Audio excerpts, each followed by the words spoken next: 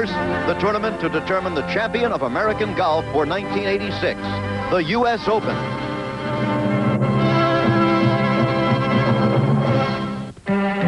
This is the oldest golf clubhouse in the United States at Shinnecock Hills, New York, where the U.S. Open has returned for the first time in 90 years.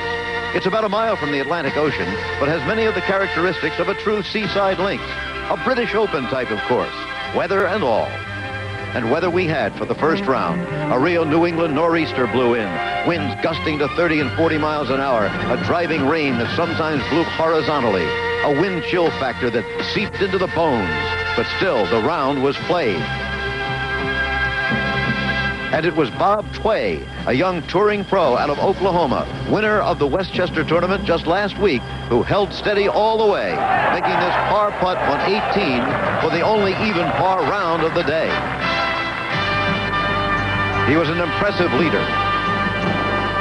Round two was entirely different. A warm sun glinted off the blonde hair and sharp white teeth of Australia's Greg Norman as he took command with shots like this one, which almost went in the hole going up and coming back. Norman shot 68 to take the lead by 3. But a familiar flamboyant figure was stalking the great white shark.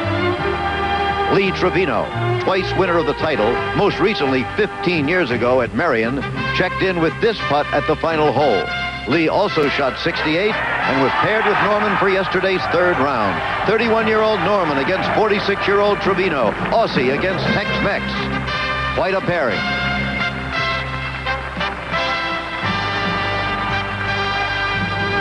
In the early going yesterday, Norman had a couple of chances to crumble, but he didn't. And then came this putt on the 8th hole for a birdie.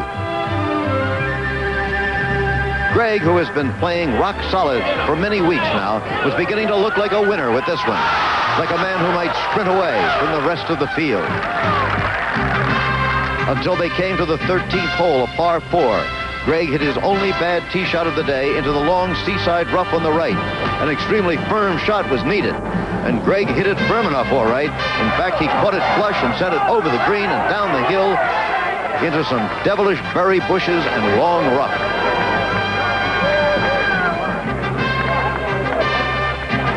This was the lie. And now, there was an opening for Trevino in the mano-a-mano duel. He still trailed by 3, but if he could just... And as you'll see, he did. A near-perfect shot that ended up close enough for an easy birdie 3. The crowd roared for Lee. Then Norman had to play from the deep rough with a restricted backswing. He did as well as he could, but still the ball ran across the green and off into the short rough. It took 3 more to get down from there, and the 3-stroke lead had disappeared. Meanwhile, Hal Sutton, the former PGA champion, had caught fire. This putt on 17 was typical of his play on the back 9. He toured it in 31 strokes, had a record-tying 66 for the day, and tied Trevino for second when Lee bogeyed 18. So who will it be for the Open title? Will it be Hal Sutton, the athletic son of a wealthy Louisiana family, winner of the PGA at age 25? Or will it be Lee Trevino in this springtime of the senior citizen in sport? He would be the oldest Open champion by more than 3 years. Or will it be Greg Norman, the personable Australian who steeled himself against a hostile crowd yesterday to hold onto his lead? Or will it be someone else? Sudden swings can happen at Shinnecock Hills. James Poulos won the Open here 90 years ago when John Shippen, the first black in the Open, took an 11 on the 13th hole.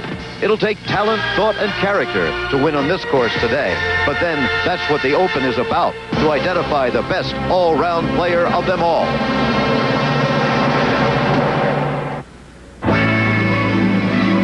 ABC Sports and the United States Golf Association invite you to the playing of the final round of the 86th U.S. Open Golf Championship.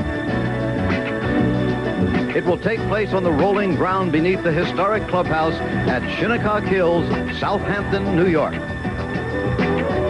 If anyone ever tells you that they have a little beach house in Southampton, don't believe them. There are no little beach houses in Southampton. Plenty of big ones, though, sitting on the shore of the Atlantic Ocean.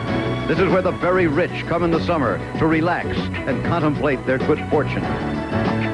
And this is where some of them come for golf, to the oldest golf clubhouse in America at Shinnecock Hills. On a normal Sunday, a handful of members would be strolling the course in quiet isolation. But not this Sunday.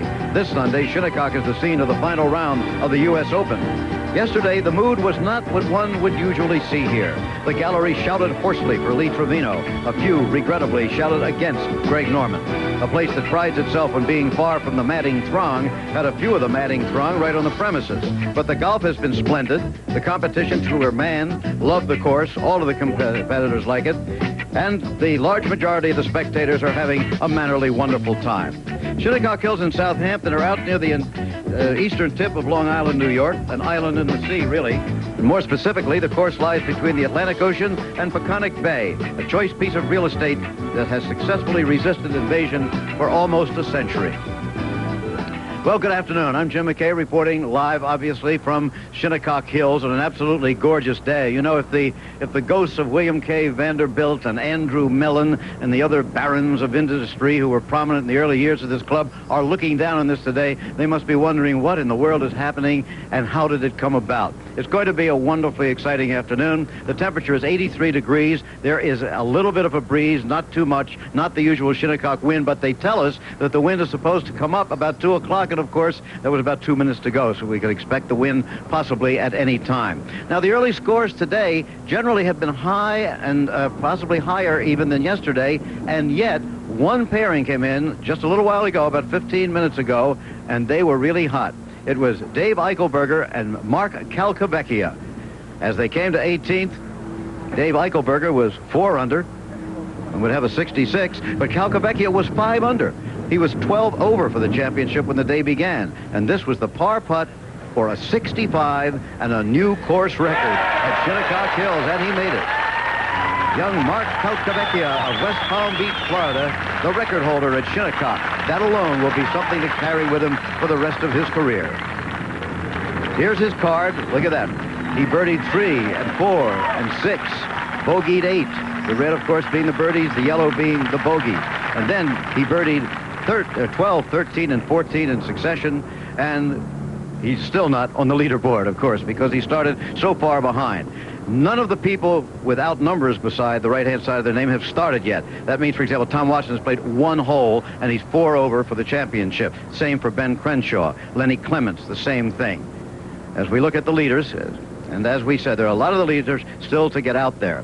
Jack Nicklaus has played the first hole and has birdied it. And right now, I believe, we're going to go down to Al Troutwig. Jim, Lee Trevino's wife once told him, don't worry how old you are, because your golf clubs don't know how old you are. Truer words were never spoken, were they, Lee? And if you look at those things, I'm glad those red covers have them covered up, because they look like they're throwbacks from the Goodwill, I'll tell you that. Lee, what do you try to accomplish on the practice tee before a big round like this? Nothing. I think it's just feel, trying to get the body working right. I think that most players come out to a practice tee, and we have an A game, a B game, and a C game. And naturally, we start trying with the A game. And if the swing is working with the A game, we go with it. If it's not, then we go to something else. But it's just feel. That's all it is. For those people who will never have the joy of playing in a 4th round of a U.S. Open Golf Championship and being right in the middle of it, what's it like? Well, it's probably the 8th wonder of the world as far as I'm concerned. I think that this is the greatest tournament in this country, and to win it, and I've had the pleasure of winning it twice, but it would really be a feather in my hat to win it 3 times. But it's very difficult to describe the feelings playing on the 4th day and being in contention on top of all that at the age of 46, because the scream of the crowd, I'm getting goosebumps here just talking about it. I can't wait to get out there. The thing that I wanted to ask you about finally is the gallery yesterday. It affected, obviously, Greg for a short time. It may also play a factor with you today, in a positive sense, perhaps? I never pay any attention to that, you know. I'm kind of loud and can scream myself, and I can understand. They get excited out there, and there's galleries out here that are biased to one player or the other, and Greg has got a lot of fans out here. I have a lot of fans out here, Nicklaus, Hal Sutton, Raymond Floyd, and everybody, and they just start cheering. It's like a football game. You cheer for one side and you boo the other side. But we're kind of not familiar with those surroundings, so I think that it kind of did upset some of the players yesterday. Very quickly, significance to these colors? I seem to remember you being successful. Oh, isn't that amazing? Yeah, I told my wife last night. For Jim Murray's benefit, all but the Red Sox. Lee, thank you very much. Have a great day. Thanks very much. Okay. Back to you, Jim McKay. Okay, Al, of course, he wore the red and black long time ago when he won his first Open. Jack Nicklaus now putting for a birdie on the first hole. This is on videotape. Remember, he started the day 6 over par, 6 shots out of the lead. There, the birdie got him to within 5. And he has 17 holes yet to go. He parred the second hole, and he parred the third hole. So Nicklaus, at this moment, is 1 under for the day and within 5 shots of the lead. That's closer than he was with 5 holes to play in the Masters tournament this spring. So there it is. Once again, none of these people have started play as yet, so you'll be seeing all of them tee off on the first hole. Norman, Trevino, Sutton, Bob Tway, who led the first day, and the others. This is the 4th hole, a par 4, 408 yards. That's where Jack Nicklaus is playing right now.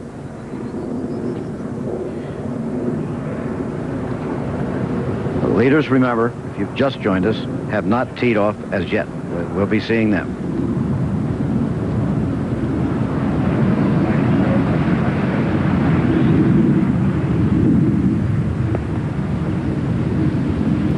Meticulous, as always.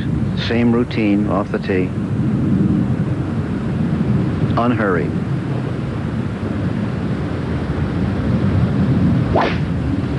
Yeah. The other day he was hitting every tee shot, it seemed, to the right.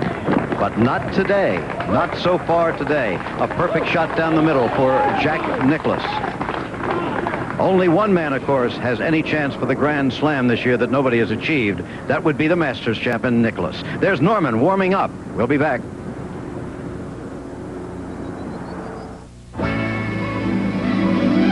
From the Shinnecock Hills Golf Club in Southampton, New York, the 86th U.S. Open Golf Tournament.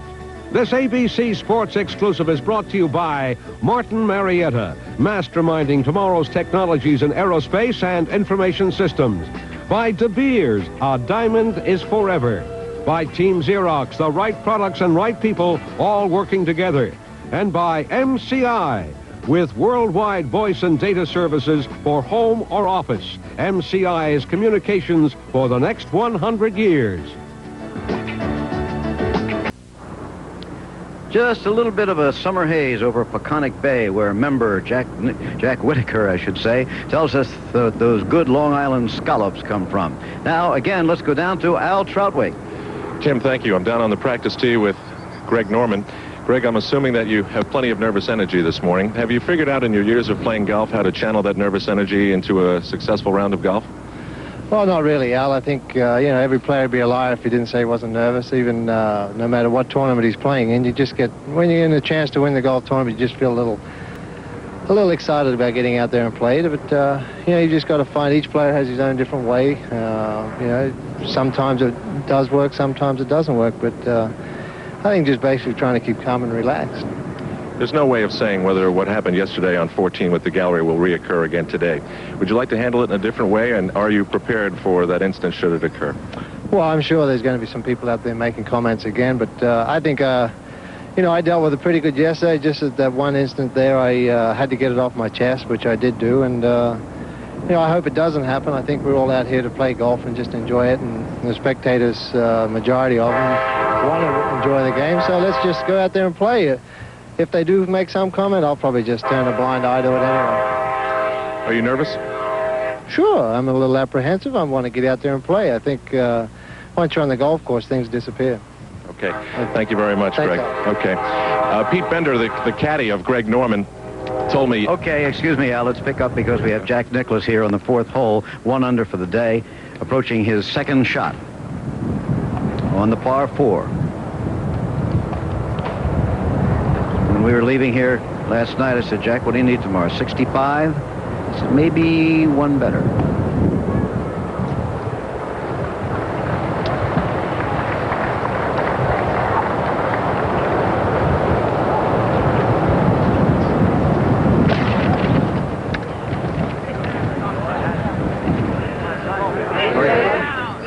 Okay, safely on the putting surface. And there you see the flagstick. Nicklaus playing with assurance today. Back to you now, Al. Jim, I was saying that Greg Norman's caddy, Pete Bender, told me that the reason he leaves the stick in so long in the hole when Greg putts is so that the gallery can see where the hole is. You remember that happened yesterday. Hal Sutton with me now. You'll be playing with Greg today. Perhaps that might mean that you'll be affected by some of the gallery remarks that were made to Greg in yesterday's round. Any thoughts about that? No, not really. I'm just going to go out and try to ignore everything except the golf course and whatever shot I have at hand, and try to pay attention mostly to that. Al, you know what it's like to play a big fourth round in a major at the PGA and come away a winner. Do you have the same type of feeling in your mind and body today that you had that great Sunday? Well, I'm playing as well as I've ever played in my life, and all I can do is go out and give it my best. And if that leaves me on top, well, then that's great. And if it doesn't, well, then there was a guy that was better than me that week. What types of things do you work on the practice tee before a round like this? Just try to get loose and try to make sure I'm hitting the ball solidly and not get too tense or things like that. Okay. Is that happening? I feel good. Okay. Thank you, Hal. Jim McKay? So Sutton says, I'm going to try to ignore everything except the golf course. And Greg Norman says, apprehensive, sure, I'm a little scared before I go out there. Lee Trevino says, I just can't wait to get out there and play. And yet many of them, or all of them perhaps, were saying the same thing in reality, that you have to have a few butterflies before the last round of the Open, and it has caught many people. 1920, Harry Varden of Britain, inventor of the overlapping grip, was in command at the Inverness Club in Toledo, leading by 5 with 7 holes left. Then he collapsed and lost the title to his countryman Ted Ray by a single shot. 1939, the young Sam Snead needed a par 5 on the last hole to win, a bogey 6 to tie. But Colonel Bogey chose that moment to put the whammy on Slammin' Sam. The game's new big name made an 8, and victory became nothing more than a 5th place finish.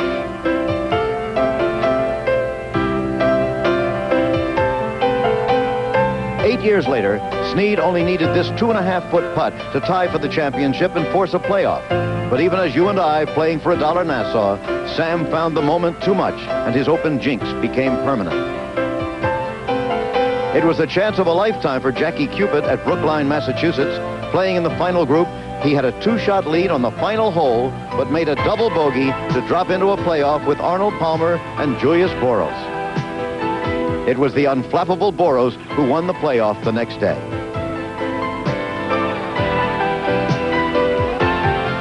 Who can forget Arnold Palmer at Olympic, leading by 7 with 9 holes to play, charging toward Ben Hogan's record score for the Open. Then, as you watch here, snap hooking his drive on 16 into the trees after bogeying 15, letting it dribble away until he finally needed to make a 4-footer to force a playoff with Bill Casper. Of course, he lost that playoff to Casper, and he hasn't won the Open since. This was the 4-footer to tie. Palmer at Olympic. In 1978, none less than the great Jack Nicklaus, very much in contention on the final round, came to this easy par 4 13th hole with only a short wedge shot to the green. Instead, as you'll see, Jack hit a fat shot that fell into the creek. By the time he finished the hole, his hopes of winning had disappeared. Yes, it has happened to the best of them in the Open. And it has happened to those less known, on the verge of fulfilling the ultimate dream. This was T.C. Chen with a 4-shot lead playing the 5th hole in the final round. He had put his 2nd in the woods, left his 3rd short, then that double hit and 3 putts gave him an 8. He went on to bogey the next 3, but only lost to Andy North by a single shot in the end. The Open is played at 72 holes, but it's that final round that provides the drama. That's when skill helps, but character makes the difference. Okay, and here now is a resident expert on the sport, former PGA champion, former captain of the Ryder Cup team, in fact, Dave Marr. Well, you know, many times through the years when I've said to you, and when somebody's starting to come apart on the final round, you know, what's causing this? You always say 3 words: United States Open. And when you, go ahead. Go ahead, Jim. I was just going to say, when you take a United States Open at a course like Shinnecock Hills, you've got about all the pressure you need. Any of those things can happen. Of course, those things we just watched, nightmares are made of those things. Shinnecock Hills, when it was announced the Open was going to be here some years ago, I'm sure most of the professionals and probably a lot of golfers in the country had never heard of this place. The people out here wondered, well, can they handle it? Is the golf course good enough? Where are they going to put the crowds? Where are the people going to stay? Because they're not used to this many people being here at one particular time. Well, I'd like to say they've all done a fine job. The different town officials, the traffic control, which a lot of people were afraid of. The golf course has stood up just terrifically, and Shinnecock has been all that I had hoped it would be. And I hope they don't wait 90 more years to have an Open out here. I'd like to see another one out here. And to talk a little bit about the scoring on the golf course, which some people said, oh, that's a short golf course. They shoot 20 under par out there, as good as these players are. Well, throw out Thursday, which was the bad day. Now, Friday and Saturday had 2 perfect days to play, and if that was the lowest scores shot were by Hal Sutton and Joey Sindelar, and they shot 136 for those 2 days. So the golf course has stood the test of time, and the members out here ought to be very proud of what they've done, and the USGA, I think, should get some applause for even having the courage to come out here and have a golf tournament. And as of now, there isn't one player in this championship who is under par. That's right, and it may not be at the evening time either. Okay, the reasons for that, we might contemplate some of those reasons. It's a beautiful, well-done U.S. Open golf course. A lot of the players have said it's a British Open look, as you can see when you look down from the clubhouse, but the U.S. Open is being held there.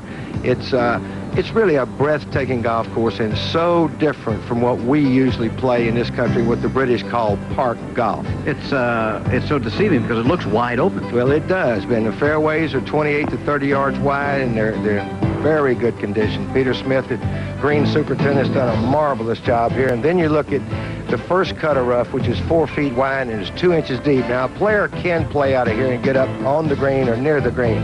It's quite a different matter if you get into the second cut of rough, which is at least 4 inches deep. Now, from here, a player has to make a decision whether to go for the green, whether to go ahead and take the penalty shot. And if you miss that and you're outside of that, you get into the Shinnecock rough that the members are familiar with.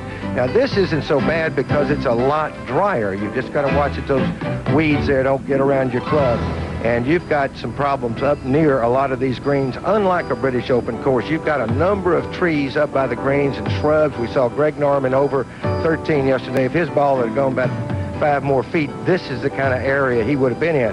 Now, this ball would have been unplayable, and in some cases, you might even lose it. 7th hole, one of the great par 3s here, the Redan hole, it's called. This is after a famous golf hole at North Berwick, Scotland. Severe slope on the green from right to left. The left-hand bunker definitely in play if you don't use the proper club. And it's just a unique hole in the sense that they don't build golf holes like this anymore. Again, when you play a British Open type course or a links type course, there's not a lot of definition on where to aim, so you have to pick out something like the right-hand chimney of the clubhouse at number 9, the left-hand chimney maybe when you're playing 18. Something to refer to when you try to drive. Now, we'll take a look at the first few holes here at Shinnecock. The first tee, it's a really, you think an easy or generous hole to get away from, to start out with, a slight dog leg to the right. Problem here is, I feel, aiming the ball. You're up high, and it's more difficult to aim when you're up high, and the wind's blowing left to right, so it's blowing you toward the 2 bunkers down there in the fairway. Second hole, one great par 3, but it's downwind, so it won't play 226 yards. You'll see the players using 2, 3, 4, 5 irons, depending on the strength of the wind. 3, again, you're downwind. You've got to avoid the left-hand side in the trees. That, in turn, brings the bunkers on the right side of the fairway in play. Great hole. 4th hole against the wind, where we just saw Nicholas a moment ago, dog leg right. It plays about the same length because it's going back into the wind. We're on the second tee right now with a live shot of Payne Stewart. He who is so easily recognizable in the knickers. He birdied the first hole, as did Jack Nicklaus. Payne Stewart now at just 2 over. Just 2 shots out of the lead. He quietly sneaks in there. What a good player this young man is. Well, very nearly won the British Open last year, Royal St. George's. Of course, just as soon as I said what a good player, he put it, he left of the trouble. Well, you said that was a very difficult hole, the second. Well, when you're downwind, if you start the ball, it's going to stay in that position. If you pull it, as he did, it's going to stay there. It's not going to come back. Let's go back in his round to the first hole. He's playing the second, of course. This was the birdie putt on the first hole. Downhill, wide open. And if you get up there, this is what you can earn yourself. So Stewart has played himself very quickly into tight contention. His playing partner of the day, his fellow competitor, Ray Floyd. Floyd at 3 over after 1 hole today. 3 over for the championship, of course.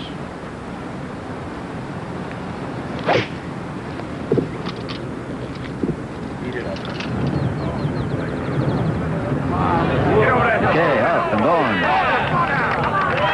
Ooh, great shot.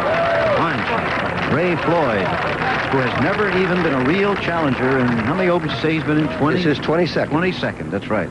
Payne Stewart just in a couple of U.S. Opens, but he's made his mark very quickly in the game. Again, Norman Trevino and Sutton have not teed off as yet, neither has Bob Tway, but you see Stewart has moved among them with that birdie at the first hole. Bernhard Langer, you see there, and Ray Floyd, they're out on the course. Reed and McCumber haven't started. Dennis Watson still hanging in there very well. Jack Nicklaus just 5 shots out at the moment, as is Lanny Watkins and Scott Verplank playing in his first professional tournament, and Chip Beck, who got into it with a fine round yesterday, and Lenny Clements, who went out in 30 strokes on the first 9 yesterday. Bobby Watkins, brother of Lanny, tied with his brother. All sorts of interesting situations here at Shinnecock. Just a moment ago, this was Mark McCumber. Remember, he hurt his back yesterday, but what did he say to you this morning, Dave? He said it was just a quick little twinge, he said, and it went away, and he feels okay now. Okay, good. Well, here's his second shot to the first hole. Oh, my goodness. That was a moment ago, but we hadn't seen it before. Nothing wrong with that. Lots of birdies on the first hole. Nicklaus and Payne Stewart, and now possibly Mark McCumber, as we take a wide view and zoom in on the oldest golf clubhouse in the country. Has been altered twice, but the second addition took place 73 years ago. Now, we're going to go from the first green back up the hill. It's quite sharply downhill on the first hole. Makes it look so easy. As we go to McCumber with his attempt at a birdie.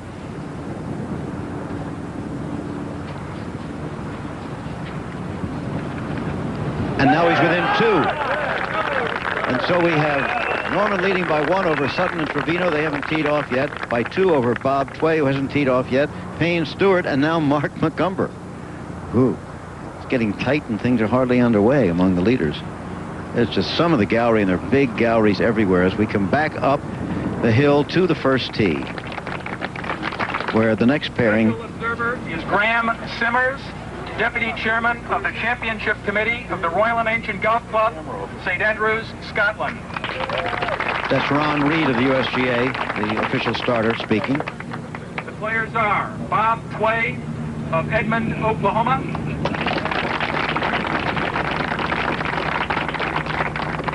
and Lee Trevino of Dallas, Texas. Texas OU. Lee's fleas are out in force again. Play away, please. I guess you pointed out yesterday at the U.S. Open, they don't say Lee Trevino, winner of 2 U.S. Opens, 2 Brit, none of that, just Lee Trevino of Dallas, Texas. You are here, sir. Play away. I love it. Tway playing first. He's 2 behind.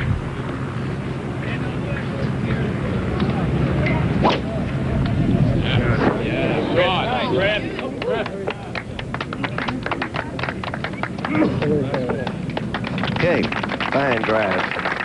Before someone corrects me, I said Texas OU, but Tway went to Oklahoma State. He's one of the good players from there.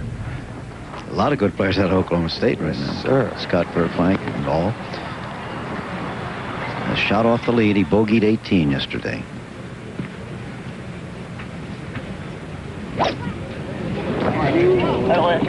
Never waste any time.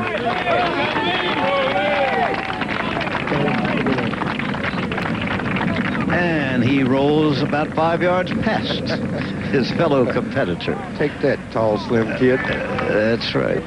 On the 5th hole now, Jack Nicklaus. This is the only par 5 on the front 9. 3rd shot. There's only 2 of them here. The 16th and the 5th hole. This one downwind. Should see some birdies here today and maybe an eagle or 2.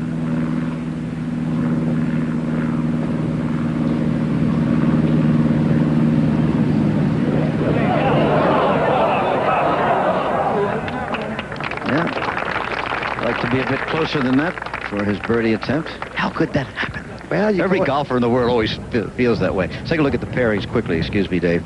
You see Stewart and Floyd playing together, Reed and McCumber, Trevino and Tway, and yet to tee off, Norman and Sutton. The number there is which hole they're on at this moment, and the tee time is at the bottom for Norman and Sutton. So that's just in about 5-6 minutes.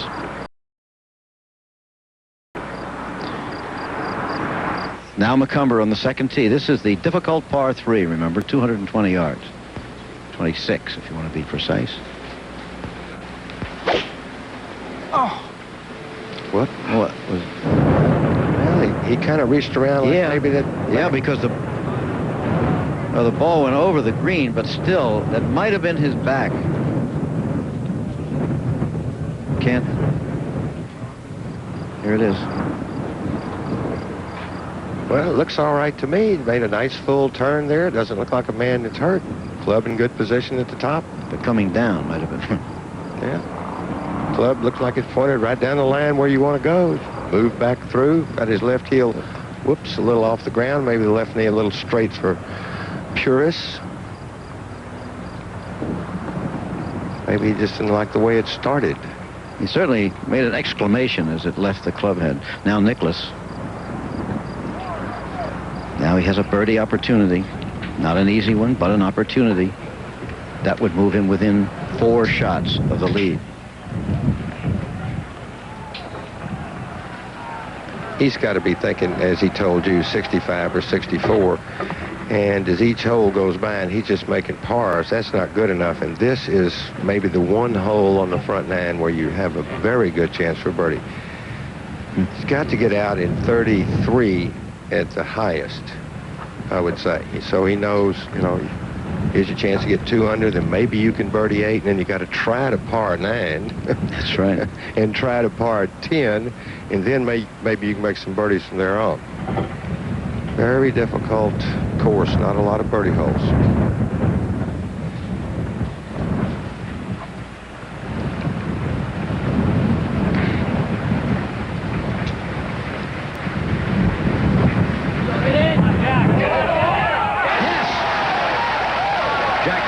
Is within 4 shots of the lead. He still has 13 holes left to play. That's his son Jackie, caddy. Easy to spot the family resemblance there. Now back on the first tee, the leader in the championship. He must have heard a couple of those roars by now. Greg Norman. We've gotten to know him pretty well 2 years ago in the Open and now this year. But he's a man with many dimensions, some of which we might explore right now. Moreton Bay on the Australian coast, white beaches and blue-green water, the sort of place where a high-pressure athlete might go to relax, except for one thing that lurks beneath the surface, the man-eating great white shark, the creature from whom Greg Norman got his nickname. Well, just out here is the, so they say, is the greatest breeding ground of great white sharks in the world, and I used to take my Bertram just off Moreton Bay Point and fishing on the continental shelf, which is about a 400 or 500 foot drop off. And I used to have sharks circling my boat because by the time you pull up about a 6-hook line with about 4 or 5 good 45-pound fish on there, you can only pull about 2 or 3 up. So I got frustrated and I took out my hunting rifle one day and just shot at a few because I wasn't catching the fish that I should have been catching. And that's how it started. Greg met his American wife, Laura, an airline stewardess at the time, when they got talking during a flight delay. Well, they now have a son, Gregory, in addition to their daughter. Greg's an American resident, but still an Australian citizen. Certain moments stand out in a man's life, engraved on the memory forever, like Greg Norman's putt at Winged Foot. When I lined up the putt, and I picked out a little brown patch at about 12 feet out, and it had to be about 6 feet above the hole, by the line of the break. And I said to myself, well, if you hit it over that at the right speed, on the right line, the ball's going to go in the hole. And I mentally pictured the ball when I was lining it up, breaking over the spot and continuing down into the hole.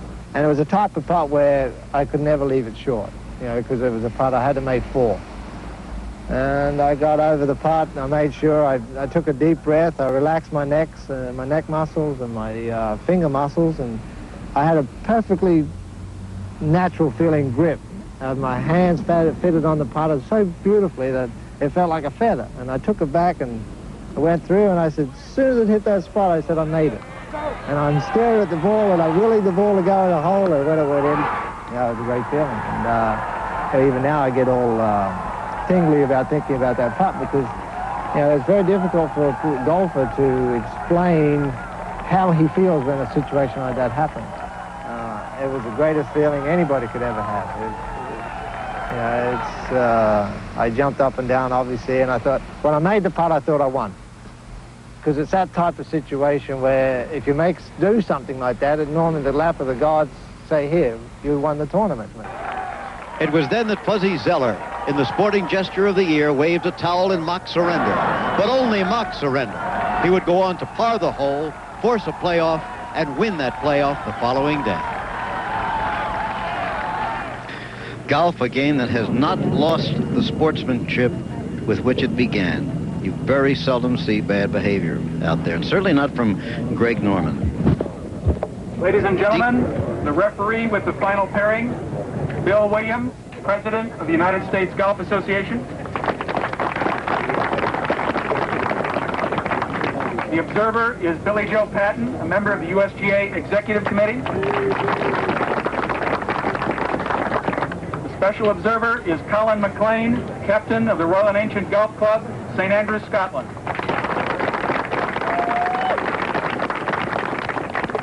The players in the final pairing are Al Sutton of Shreveport, Louisiana.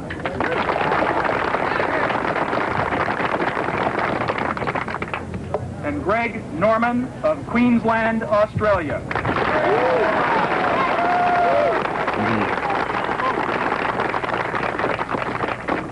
Sutton has the honor. Play away, please. And the butterflies have not stilled at this point, I should think.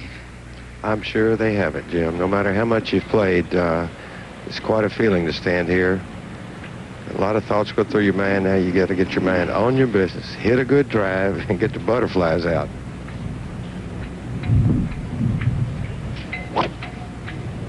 Oh, yeah. And we heard, oh, yes, from a galleryite, and with good reason. Fine shot. Back up the hill to the tee again.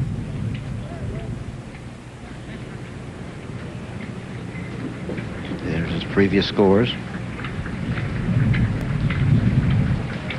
That's the halyards of that flag hitting the pole that you hear.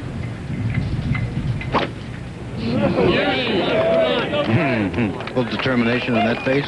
Oh, there will be all day, too. He's a tough competitor and just ripped it right by Hal there. And Hal is not a short hitter. On tape now, Trevino on the first fairway with his second shot. Remember, there have been several birdies here already today. And he's got his shot at it. 4 out of the last 6 players. Birdie number 1. Here is Trevino's putt. That could pull him even. And it did. Trevino now even with Greg Norman. They're both 1 shot ahead of Sutton and Bob Tway. 2 shots ahead of Payne Stewart, Mark McCumber, and Ben Crenshaw. Bob Tway also birdied the first hole. That's how he got within 1. This man has really come on this year. He's won 2 tournaments, played with a lot of confidence.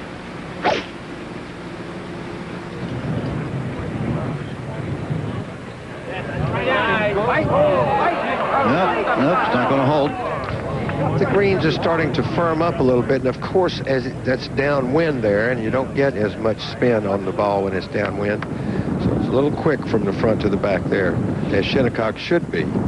Dave, this hole is uphill, and it's a long shot going uphill downwind, so you're not going to get the ball to stop as quickly on a green like this. That was the voice of Ed Snead out on the fairway. Now Trevino, live shot, teeing off on the second hole. Be right, baby. Be right, baby, he said, and baby looks pretty good. tied for the lead. Herman Mitchell trudging along with his man. That's his caddy. The Rovers today, Judy Rankin is with Floyd and Stewart, Ed Sneed with the Trevino pairing with Tway, Bob Rossi with Norman and Sutton, the last group. And there should be some action out of those three pairings. There's the crowd beginning to stream along the fairways. Attendance actually limited to 19,000, so that everybody will have a shot at seeing something here and getting a place to park, which everybody has. So that when somebody says, well, here's Tom Watson for a birdie, up on 5. Oh, I'll tell you, we're going to see some light shot out here today. Right, finally. I mean, he played all day yesterday, 17 pars and a bogey. I mean, you got to think Tom Watson's going to make a birdie somewhere. So he moves within 3 shots of the lead. Watson within 3, Nicklaus within 4, and those others up front. Ray Floyd's within 3, Bernhard Langer's within 3. Jim, what you say about you're going to see a lot of good scores today. Some days the field plays well. Yeah. I mean, they see that people are shooting 65, 67, 68. The first hole has to be as easy as it can be with the pin in the short right there, which players just of this caliber just eat up. It's just a short iron in there. Rossi, about how long a shot does Hal Sutton have? He only has a shot of about 85 yards, probably a sand wedge, David, going straight downwind. And is the wind coming up, Russ? Wind is blowing, yes. Jack Whitaker was correct when he said it was going to come up around 2 o'clock. It really has. Come on. Okay, now he's got his shot at a birdie.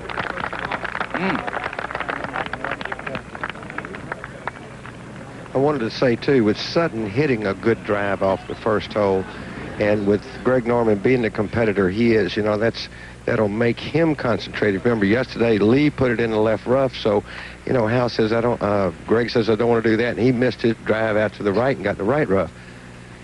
Good shots help players. Good shots by other players. You can watch and see how the wind affects it.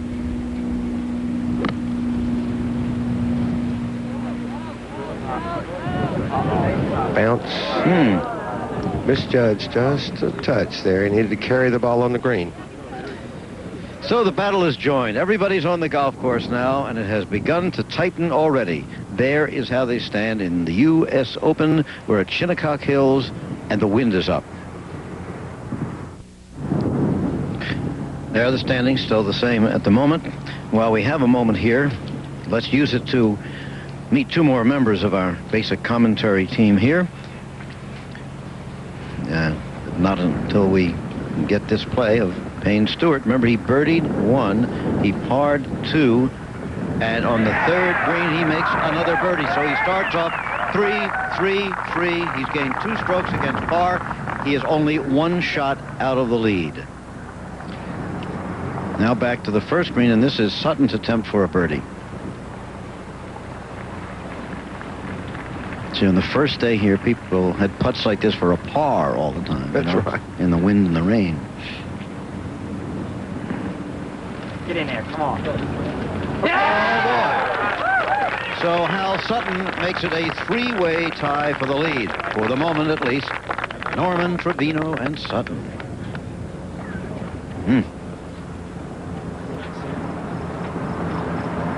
It's kind of tension you're supposed to have along about the 16th hole, not in the first. Yeah, but this is what it's all about. And you've got so many good players that have a chance here with Crenshaw and Stewart and Tway and Sutton and Trevino and Norman. I mean, that's pretty hard all-star cast to...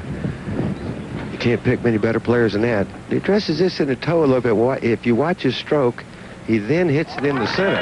Yeah. Got a little loop in his swing a little bit, but it works. And that was for the par, so it remains 3-way tied for the lead. Lee Trevino, Greg Norman, and Hal Sutton, 1 ahead of Payne Stewart and Bob Tway. Said earlier, let's meet 2 other members of our team. One of them, Jack Whitaker, a member at Shinnecock Hills. Jack? Thank you very much, Jim. Peter, I would say that the Shinnecock Hills Golf Course has done its job. When this 4th round started this morning, the leader was at even par, and 14 players were within 4 shots of that lead. Yes, I'm still amazed that there are people saying that, you know, the players are warming up now and they're going to take the heart out of this course. We've had 66s scored. Of course, that's 4 under par, a very strict par of 70. But I said yesterday that I thought this was a rediscovered gem of a course. It's similar in many ways to some of the courses, championship courses in Britain. But in other ways, it's entirely different. Tom Watson made the point that the greens do hold. At least 70 or 80% of them really hold, and the ball spins back. Others bounce through a little bit. The fairways are soft. All in all, I think the course has stood the test of time very well indeed. And as you said, when play began, there were 14 players within 4 strokes. It's going to be a very tight day's play indeed. I can't see anybody more than 4 strokes winning. Nicklaus and Ballesteros are quite capable of doing 64s, but that's what they would have to do to finish in level par, and I don't think level par is going to be far away from taking this championship. Well, let's find out. Let's return you now to this golf course and the golf action.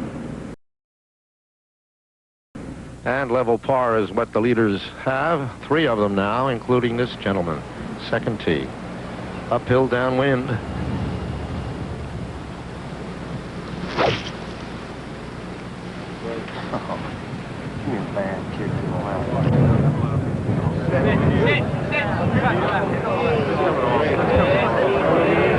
And just off at the back. As we've seen already, it is kind of hard to hold this green. Well, Ed Snead pointed out, uphill and downwind. Playing a long iron, you don't get as much spin on a long iron. Now, Norman. Now, here's a man that hits the ball high. He might have a chance, Jack, to stop it a little quicker than Hal did in a couple of the other shots that we saw. Pin left back.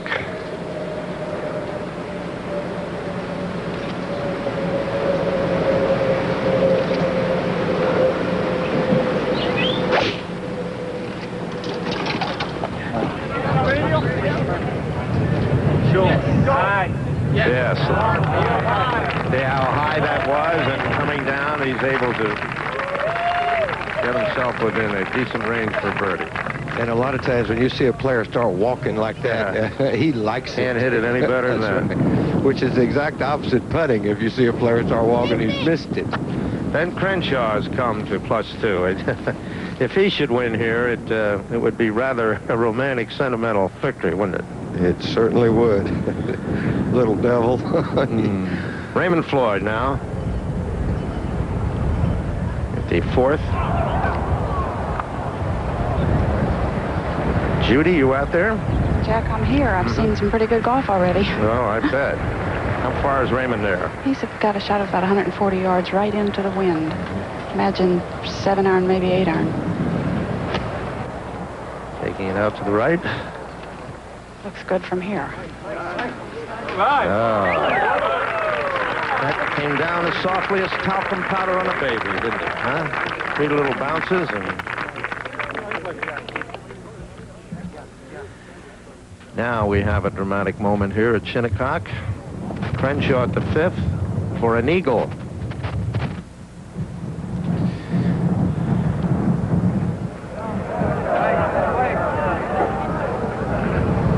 That's all right. That's all right is right. Is that left for birdie to go to 1 over? As we look at 2 of the 3 leaders. Hal Sutton and Norman walking up to the 2nd green. This isn't supposed to happen till the back 9 on Sunday afternoon, is it? Not usually, but these guys inspiring each other in a sense, Jack. You bet. Trevino, the other leader.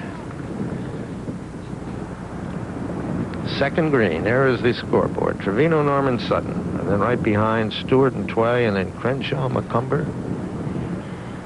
And here's Crenshaw attempting to leave the group at +2.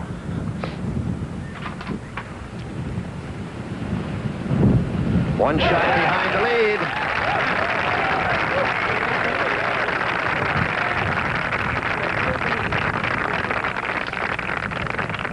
The 3rd straight birdie for Ben Crenshaw.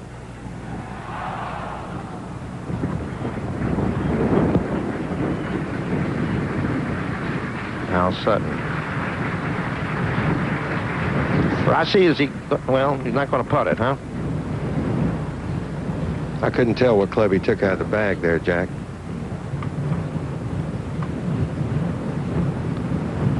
Well, he's chipping it there a little bit. I think that's the proper thing. The ball looks like it's sitting down. You wouldn't want to try to putt that ball. Maybe he's got an 8-iron or something. He'll just pop it through there. Nice touch. Very nice touch.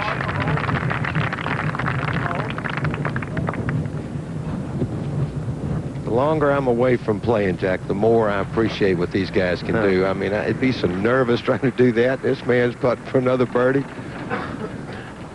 Long putt, though. Yeah. 333. You make a lot of money in baseball with 333, you know? That's right. At 3, he made it 2. If you remember, he was to the left of the green. That must have been some 3 made there, up and down. But of all the players last year that played in the 4 majors, this man had the best average, though he didn't win one. Finished second at the British Open. It's Norman on the left at the second green for birdie, and Payne Stewart on the right. Here's Payne's ball on the way. It's going to be a little shy. Still some work to do.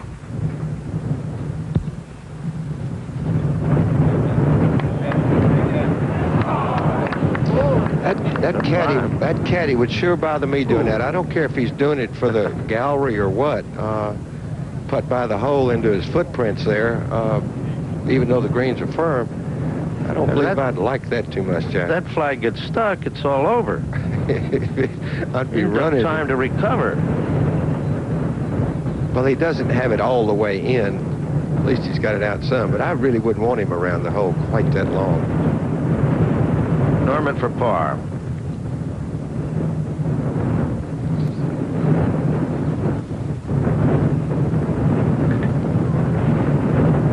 Watch him hit this in the center now. He addresses it in the toe somewhat, and then makes a little loop. That would make me nervous. But that's his way of doing it. Par for Norman to remain at even. And Stewart for par to remain 1 behind. Nasty little putt. This is about the length of the birdies that we saw him make it 1 and 3. Oh, okay. Used it all, though, didn't he? That's cool there. That could change your whole round if he got up and 3-putted that one. Absolutely. Sutton now for par 2. And things remain the same. Trevino, Sutton, and Norman tied for the lead at even par. Now Mark McCumber at the 3rd. This is for birdie. Mark has gone out. Already has 2 birdies, and this would be for a share of the lead. This would be for a share of the lead. He's got it. Well, let the record show that at 3 o'clock on the final round of the U.S. Open in 1986, I'm sorry, McCumber moves the +1, I'm sorry. We still have 3 leaders. Barely. There's 4 other sharks lurking back there, Jack. Okay, 3 leaders, even par, and we'll be back with the rest of the final round in just a moment. Manville also. Well, that's how the clubhouse looked in 1892, when gin and tonics were a lot cheaper and perhaps hamburgers hadn't even been invented. And that's how it is today. Still that quiet charm and elegance, a little bit more hustle and bustle. And out on the course, great deeds already are being done. Trevino, though, has this to stay level par. Now you could see that it was left all the way. The wind is definitely getting up.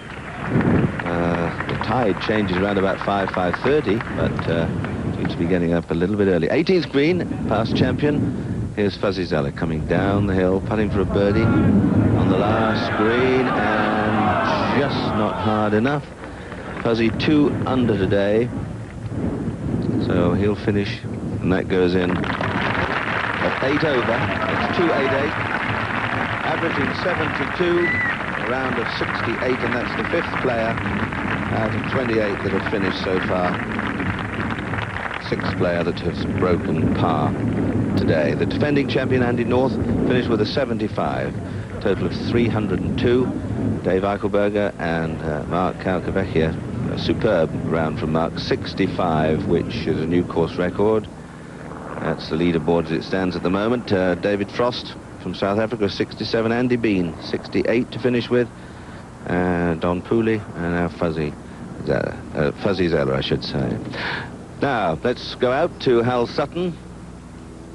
Hal Sutton, joint leader now with Greg Norman at level par. Third hole, and how's it look out there, Rossi?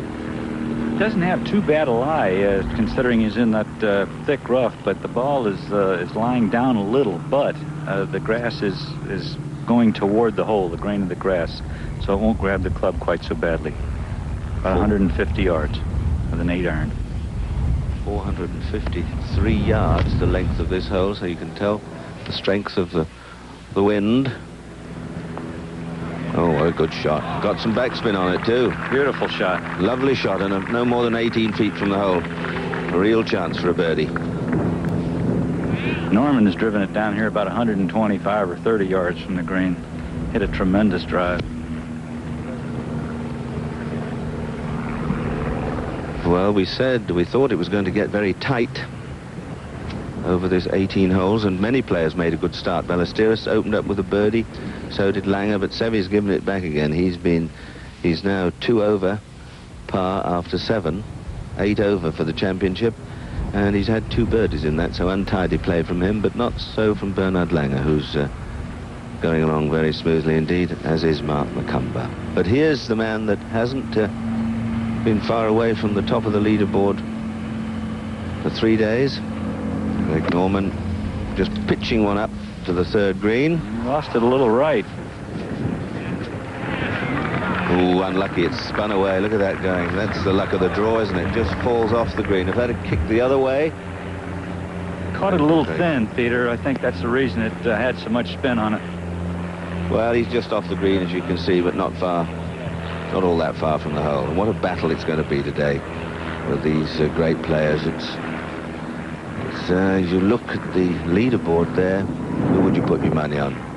Great to see Ben Crenshaw tiptoeing up the leaderboard. Dave Marr and Jim were saying how well Payne Stewart played in all the majors last year, and these players by no means out of it.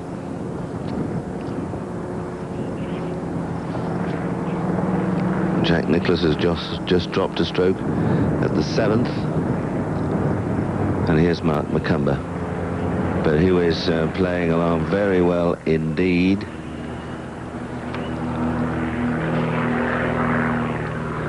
Just the 4th hole, and all to run that one. It was a bit fierce.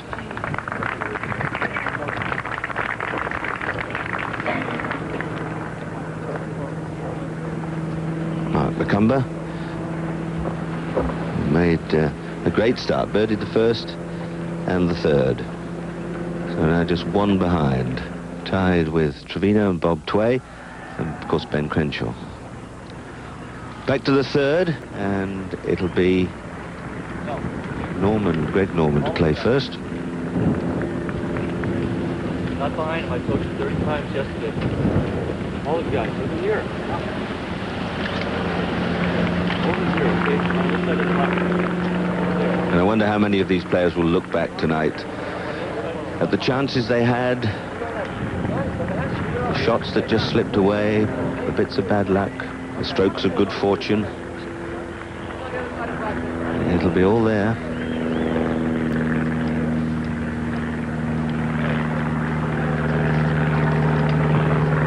Now Greg Norman, will this be 3rd time lucky for him? He's had 2 opportunities to win majors, the US Open and the Masters, of course.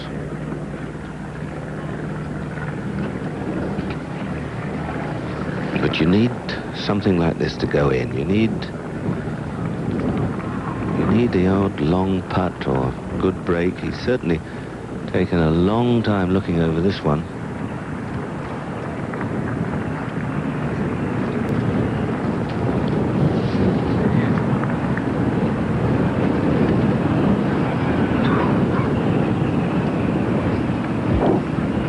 Still he looks. Greg Norman for a birdie 3.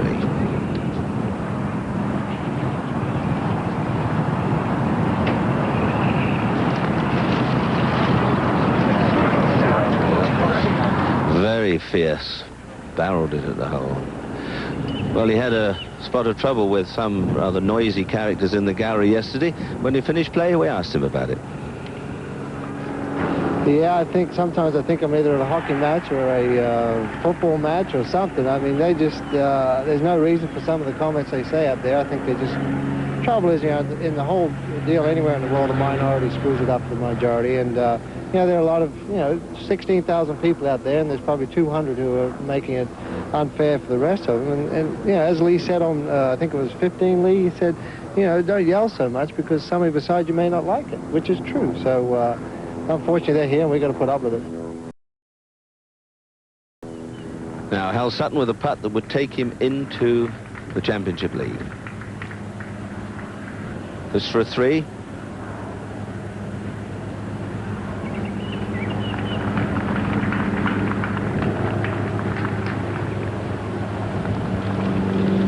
And he seemed to touch that putt. Very fast putt down and across the green. A little tentative. For a safe par, and Hal Sutton remains even after 3. Here's Lee Trevino, second, fourth. 408 yards. Ed? Peter, he's hit right at the pin. He had about 160 yards, and it looks like he took about a 6-iron and kept it down into that wind and put a good shot up there by the hole. There's a great feeling of excitement out on the course, isn't there? There's some terrific play early on. Well, Peter, it's unbelievable. You can hear people talking about it. They don't know who to follow. They're jumping from one group to another, and it's really exciting. Well, we go to the 6th, and Ben Crenshaw with a putt for a birdie that would put him up at the top of the leaderboard, and in it goes.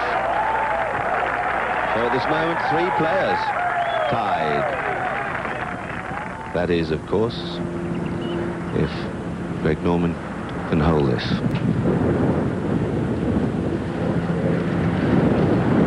Oh, it went the same way as Hal Sutton's. Well, a huge drive.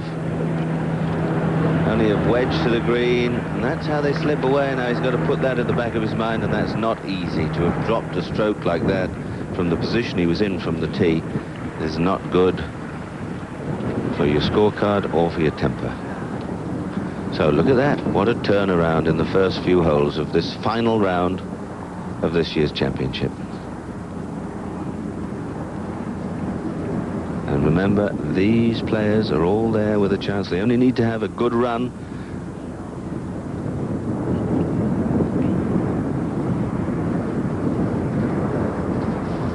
Helkavecchia with the record round today, 65.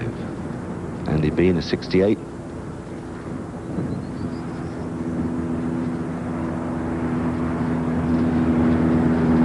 Now the 4th hole, 408 yards. You can see the bunkers up the right-hand side of the fairway and some left and right of the green. Some very good par 4s here at Shinnecock.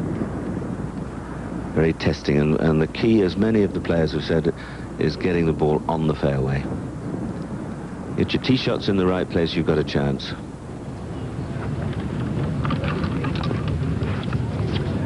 So now Hal Sutton leads the way. Co-leader with Ben Crenshaw, who's 3 holes ahead.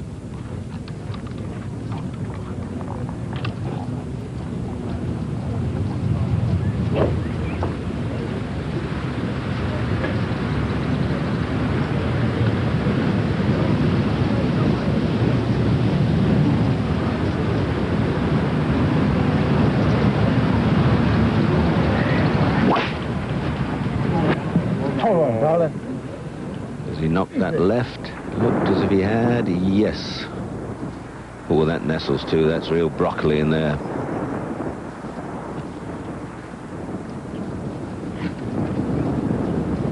Not an easy hole, this 4th. I think the 4th This little corner, 4, 5, 6, although the fifth is a par 5, not much is spoken about these 3 holes, but if you can get through here with 3 4s, my word, you're pleased with yourself. The hole swings around left to right as we look from behind Greg Norman. Bunkers all down the right.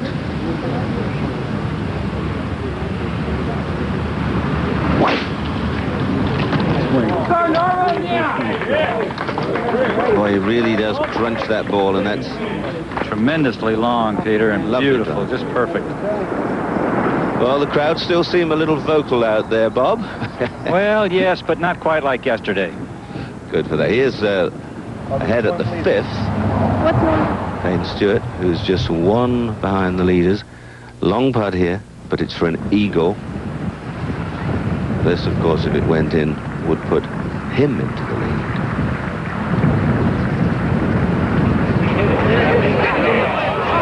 We haven't got the next one yet. Attack and defend, attack and defend.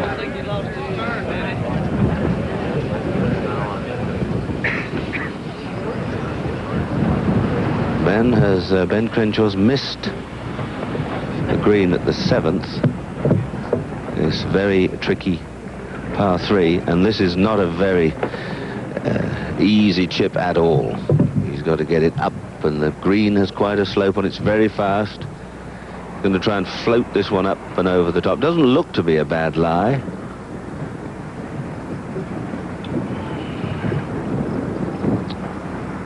Bob Tway at the 4th. This is for a birdie.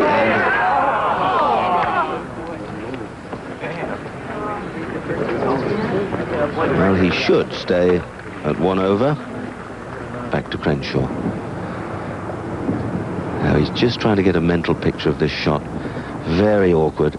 Doesn't look to have a bad lie at all. Now he'll lay the face of the club way open. And just watch the length of swing here and the pace of the swing. He's going to try and imagine he's just playing a little underhanded lob up in the air. Can he do it? Ooh, no, he caught, bladed the bottom of it, but he got a bit of check on it. He was rather fortunate there. That might have pitched in the bank and killed it a bit. Perhaps it wasn't lying quite as soft as it appeared.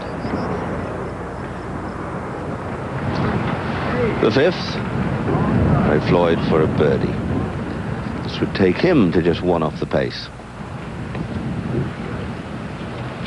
It'd be nice if Raymond could win, because he's been around a long time. He deserves an Open. He's won the PGA and the Masters, of course. He'd wear an Open mantle well.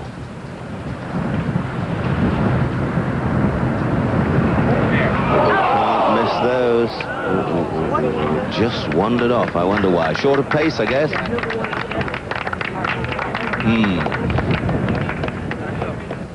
Payne Stewart.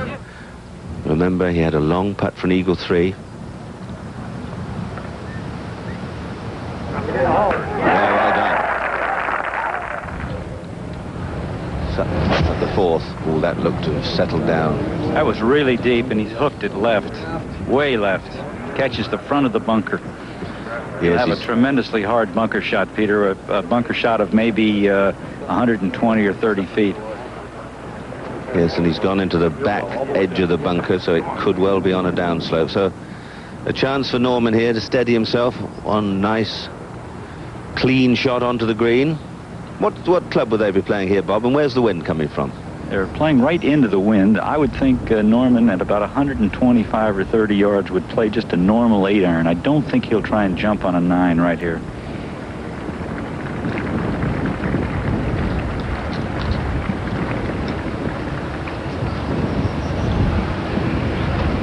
Well, that looks a fairly square club. Looks like a little 7-iron or something, I don't know, so...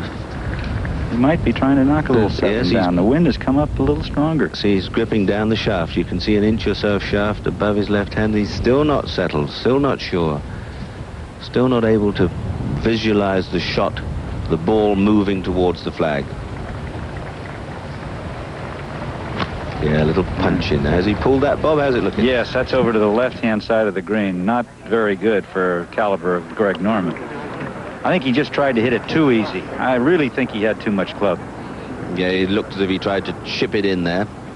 Now, the 8th. The cameras are moved up, and we've picked up Jack Nicklaus playing the 8th hole.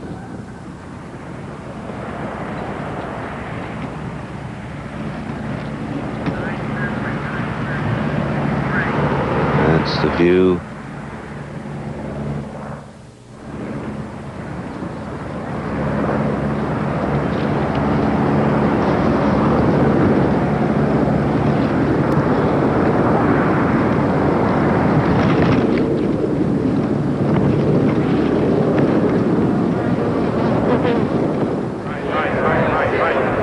That's a good shot too. Jack 5 over after 8, and just, well, a bit unlucky not to have come back off the edge of the green there. That's Jack's figures. Opened with a nice birdie at the first, chance of another one at the second. You can see he had a birdie at the 5th. Going along pretty nicely. But it's Hal Sutton and Payne Stewart leading the way, but some big names chasing hard behind. We'll take a break. We're back at the U.S. Open, where 7 players are within 1 shot of each other for the lead. Mark McCumber on the 5th hole. McCumber is one of those. He's 1 shot behind the leaders. Can obviously reach the green here. That's par 5 downwind.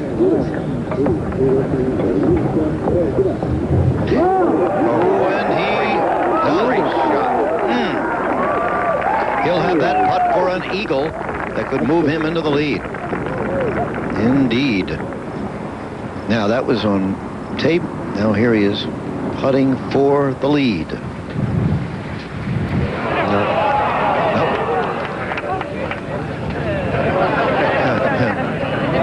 Had a bad back yesterday. It must not be bothering him because his sense of humor is still there, but that ties him for the lead. That birdie putt ties him with Hal Sutton and Payne Stewart.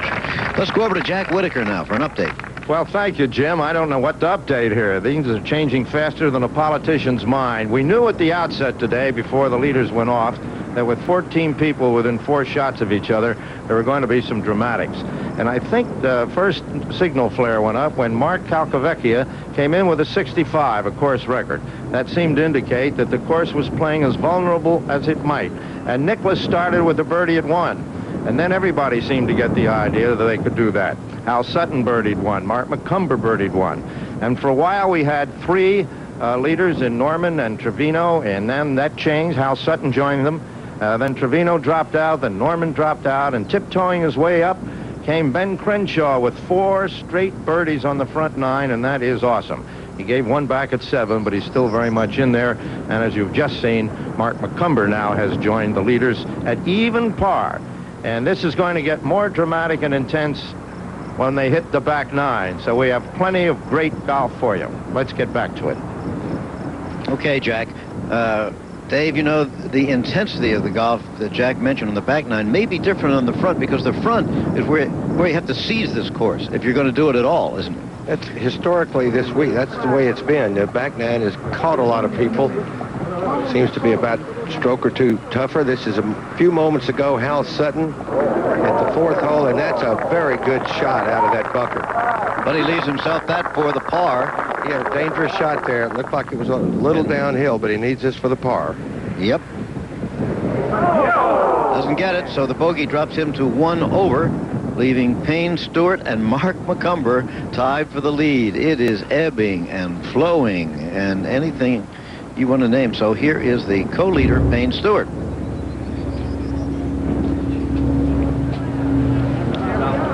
That's at the 6th hole. That's his 2nd shot. This is a great par 4 here. I'm sorry. He must have driven in the rough and played out short, because there is a lake down there. Yep. So he's on in 3, but it just shows you, Hal Sutton's bogey at 4 came from a bad tee shot. Payne Stewart hit a bad shot at 6 and had to lay up. Now he's on in 3, putting for a par. Opportunity for Lee Trevino, who has fallen 1 shot out of the lead, but here he is on the par 5, reachable in 2. Got about 265 yards, Jim. I could hear Mitch saying cut. It's on the left side of the green. Pretty good poke then, 265 yards. If he can get down in 2 for birdie, he'll move into a tie for the lead. Unless things change in the meantime. Oh, boy. Everything you could hope for in a U.S. Open championship. A glorious, beautiful summer day, but the wind up to be a factor. Now Ben Crenshaw, who birdied 4 in a row, then bogeyed 7. There's no reason to get excited about that bogey, Jim. That's a good, tough par 3, and he's got a chance here now with a good second shot. Hit a good drive down the fairway. You can see there in the upper left-hand corner, it's not a long par 4.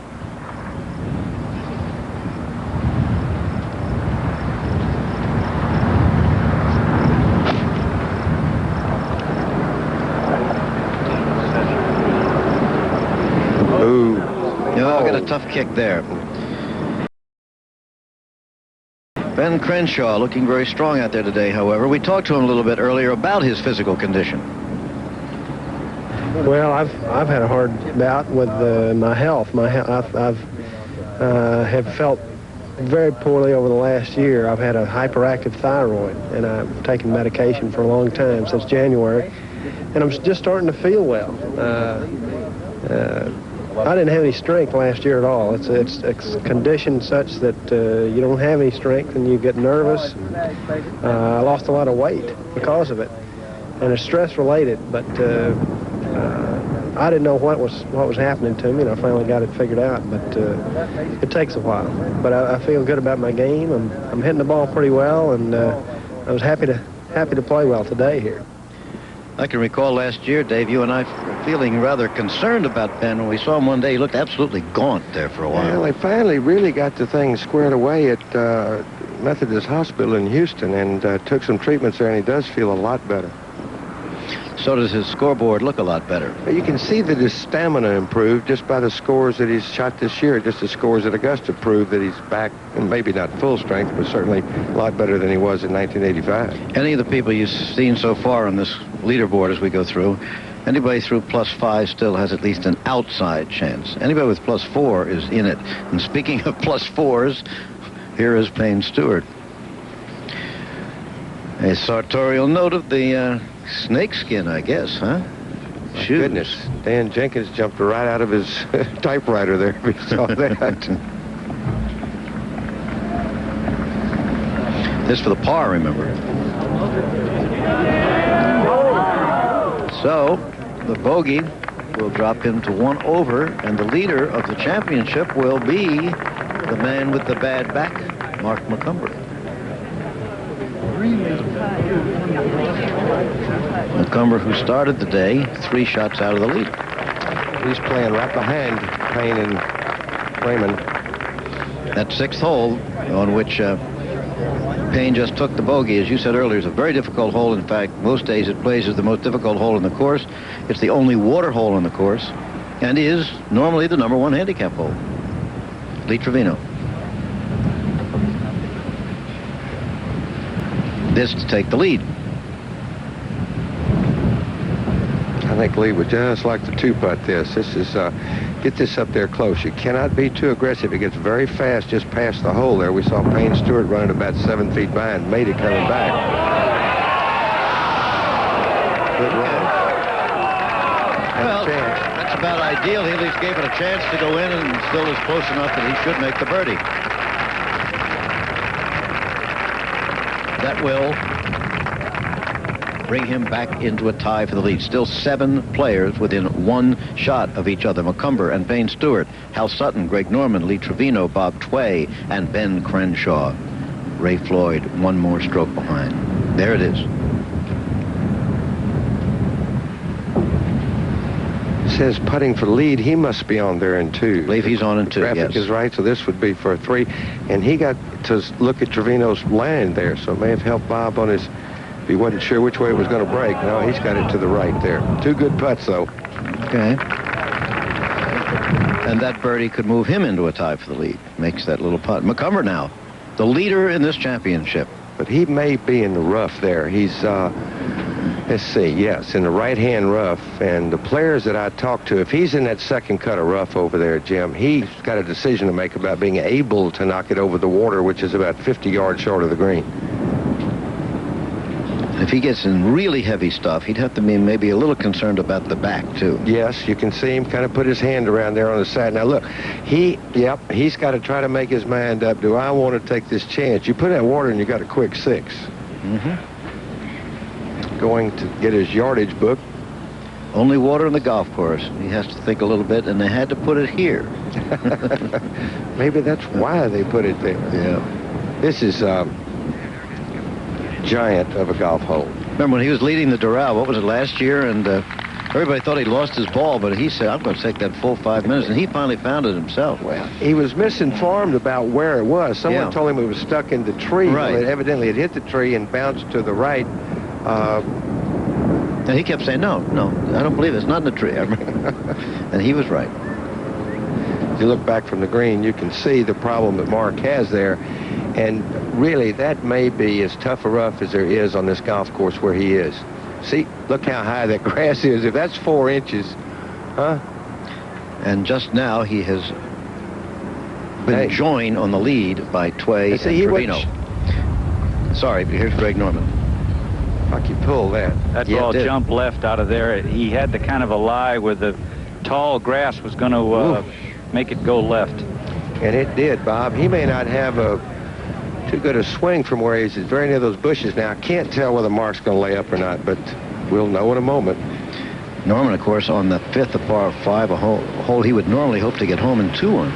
I think he tried to knock it over the water. And he did. Oh, you may not think that's a very good shot because the player didn't knock it on the green, but I know that my man here, Jack Whitaker, can tell you that is a real fine golf shot. This was Trevino's putt for the birdie that put him back into a tie for the lead.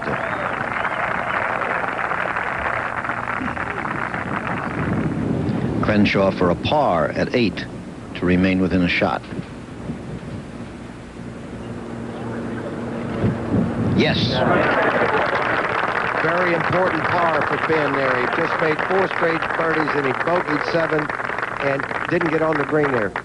So we still have 7 within a stroke of each other for the lead in the U.S. Open.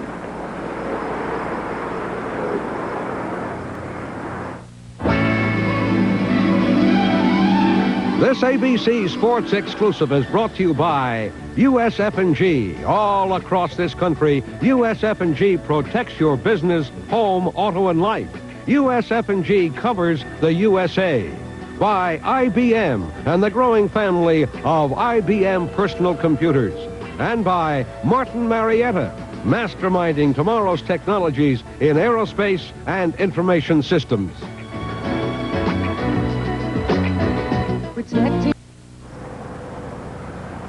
We're back at Shinnecock Hills for the 4th and final round of the United States Open, and we have 3 leaders at the moment.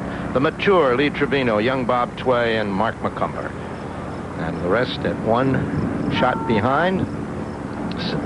7 players, 7 shots behind. This was moments ago at the 5th hole where we left Craig Norman after he hit his 2nd shot. The par 5, which is very reachable today in 2. Go ball. Go ball. Nice shot.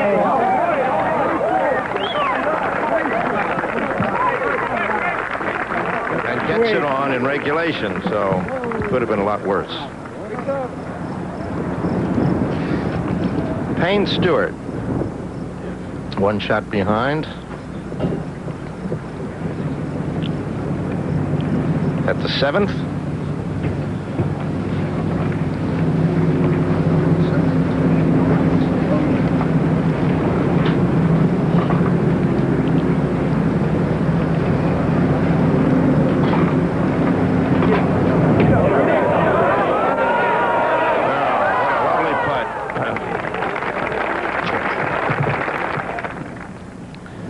Now Mark McCumber at the 6th hole. It's per par. This will be an All-American 4, Jack. Mm-hmm. Oh, yes. Way to hold on, Mark.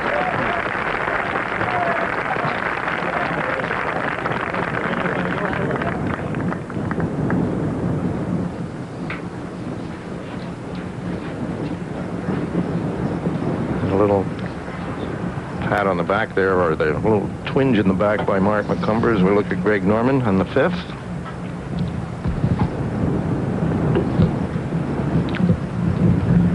One thing I've noticed, Jack, today, you know, Greg has had some great speed putting here in the first few days.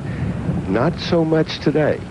Really, ran the ball by at the second hole. Yes, that's right. Ran it a long way by at 3, where he took 3 from the edge. Think they're speeding up a bit? Could be, plus you're a little more nervous. Yeah. I've never seen so many people, though, be so aggressive in the final day of the Open. Have you? No, I haven't.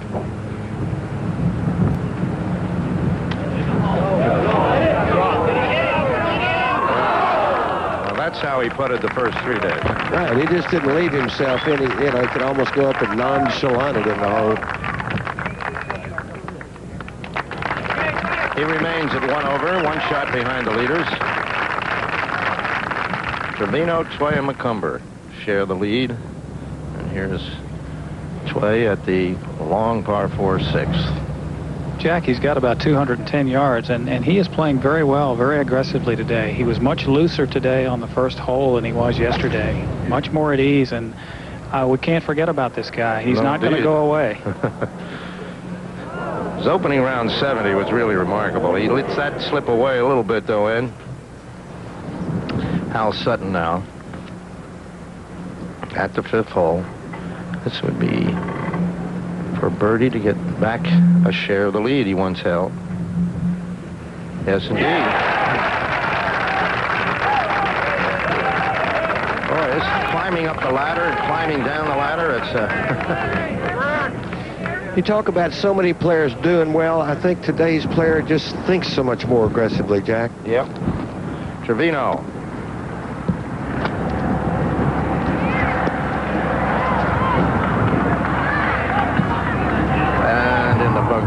That insidious bunker there that truly does a marvelous job in guarding the 6th green here. How far was he there, Ed Snead?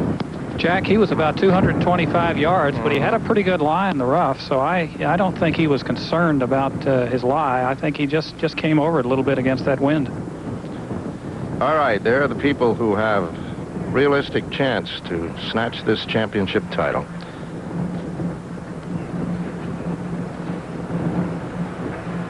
Calcavecchia with a 65 early today for the course record.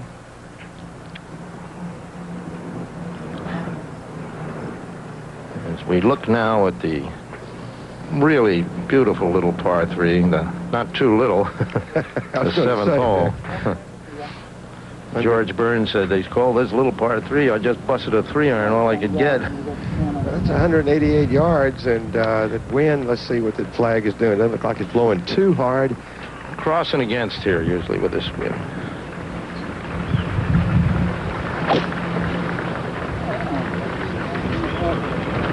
Get up. And he misses the green in the bunker. To the left side there. So there's Mark rubbing his back again, and we talked to him before he started out today about that. Well, it's my fault for putting it in the rough. I got a really bad lie on the 16th hole on my second shot and tried to just hitting wedge out to get to the fairway, but I felt something kind of go in my right middle of my back. Hopefully it'll be fine by tomorrow. Well, he had some work done on it last night. He had said this morning before he went out that it was feeling much better, but apparently it's still there. Bob Tway. Third shot in this par 4 6th hole. Come on down that hill a little more. Good shot, Cole. Nicely done.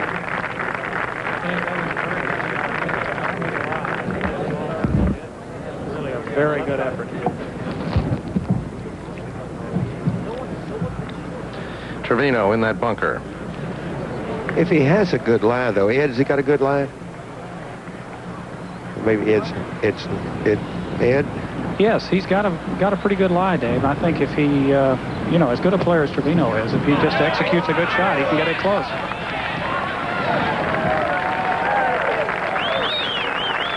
Textbook.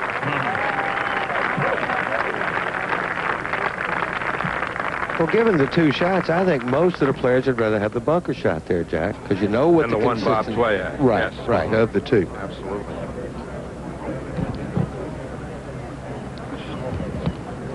Now, 4 people sharing the lead.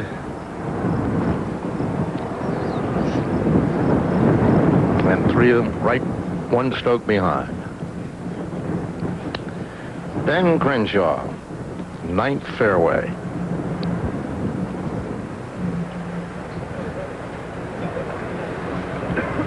Must have hit a bad drive because this is his. Well, I don't know. Is it second or third shot? It's got to be his third shot. He I couldn't can hit see it that him far. from here. Yeah.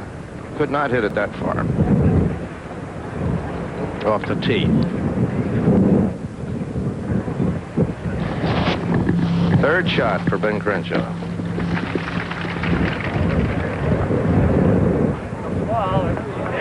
Spin back. Come on back. What a fine shot. Oh, yes. This is our little amen corner here, 9, 10, and 11. That's right. And it is. It's amen corner by the sea. It has killed many a player this week. 4 birdies and 1 bogey for Ben Crenshaw today.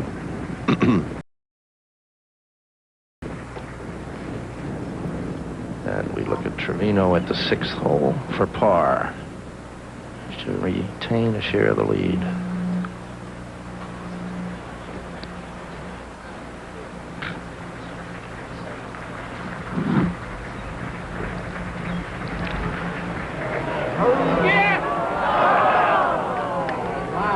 He looked a little tentative there, or was he just trying to finesse it in? That was not as good a stroke or as long a backswing as he's been taking. He cut that off a little, and that can happen to you when you try to wish it in, maybe.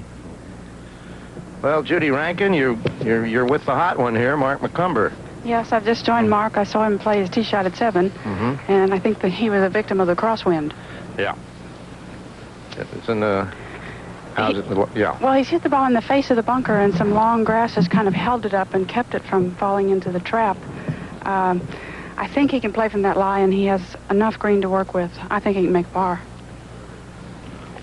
Hope he doesn't hurt his back again. This was kind of the stance he had with... Well, he's not going to be swinging quite as hard, Jack. But I don't know. You don't practice these kind of shots. You're always making this up as you go along a little bit. You know, in the bunker, you know what it's going to do. It's okay. Below the hole.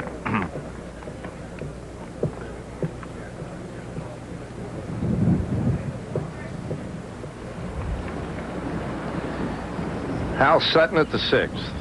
It's 220 yards from the hole, Jack, in the light rough with a perfect lie to play this kind of shot. This ball is going to come out like a bullet. What's he got? I believe he's got a 3 iron out. Crosswind, Russ? Pretty much into the wind, David.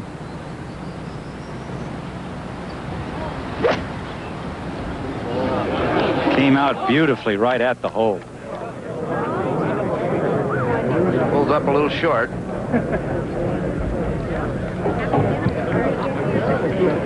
.471 yards, and if you're not in the fairway, you're asking for an awful lot of trouble here. Anywhere. Well, especially 6. There's Norman who's... Well, let's first go to the 8th fairway and Payne Stewart. Payne, Sutton, Crenshaw. And nicely on the 8th green for Stewart. Down Norman, who has driven it just as perfect. He used every bit of the fairway there on the right, didn't he? Sure did. He was about 210 yards. He's lost it a little right.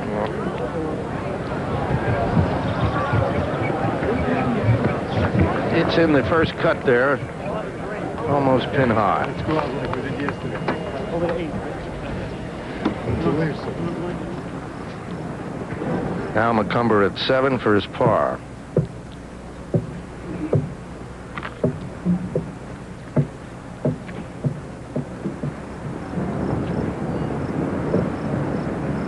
Break to his right a little, isn't it?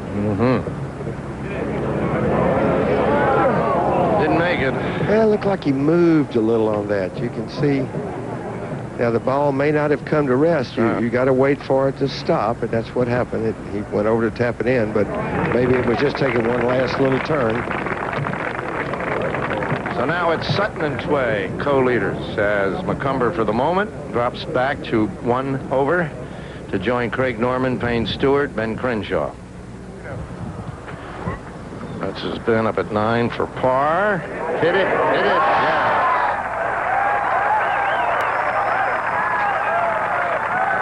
Happy to get that. 3 under 32 for Ben on the front. Here's the 7th hole, the par 3 that we just watched Mark McCumber play. 188 yards from the back to a sloping right to left green with a right to left wind. Big swing that way. Great looking golf hole. It's sort of, if you swing the ball in from right to left, you're going downhill. Huh? It's Yes, not a indeed. green that receives the shot as much as makes it go a little farther than you think. Trevino going to hit it left to right here, huh? Against it? I would assume that's what he's going to do. Of course, you know, how does he feel? How does he see the shot today? How strong is the wind blowing there? Sutton and Tway. And right behind, yelping at their heels, Trevino, Norman, Crenshaw, Stewart, and McCumber.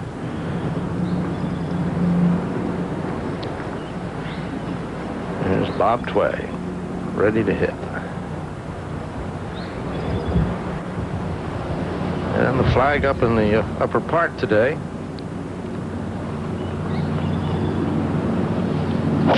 Today.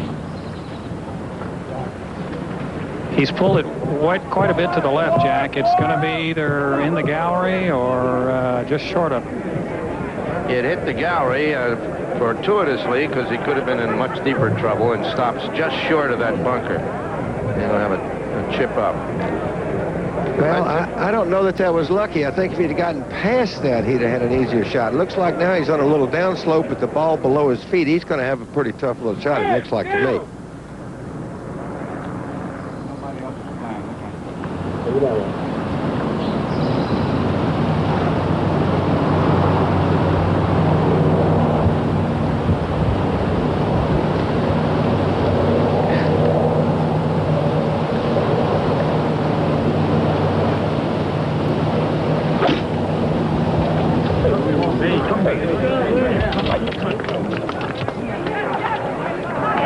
Good shot. Trevino is a long way from the hole, and he'll be right up against the cut of that rough. And there we are, co-leaders. We'll be back in just a moment. In at the short 7th. And a very nasty place in loose sand on the downslope. And, well, you saw what happened. Got the club back, but when the club touched the ground, the sand all gave way, and now he's just got to steady himself. He's only a young player, but an experienced one. He's won on the US Tour, so he's got nerves that are pretty steely. Now, this was recorded, Hal Sutton for a par. The match behind, oh no. So he's going to drop out of the lead. He tapped it in, but that was a stroke gone. So at this moment, Tway is in the lead by himself. Greg Norman also dropped a stroke, playing with Hal Sutton, and that's a better one, and he's certainly going to lose one here, Bob Tway.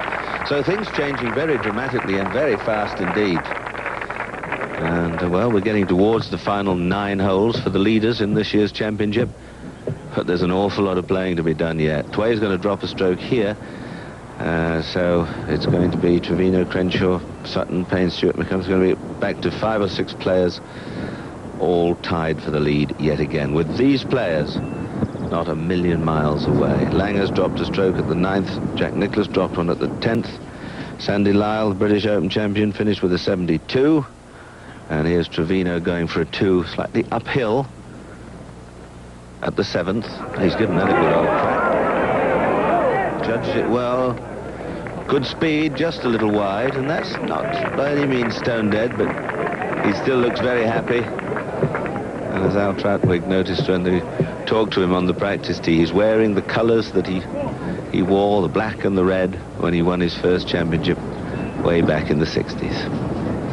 Who says they're not superstitious? We'll go to the 8th now. Mark McCumber, one of the joint leaders. Here he is.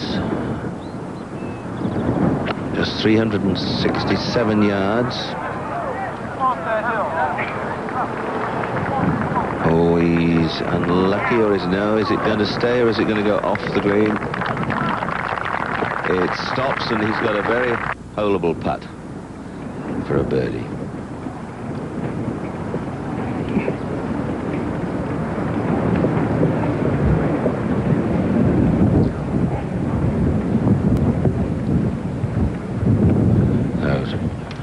Master Tway with this for a bogey.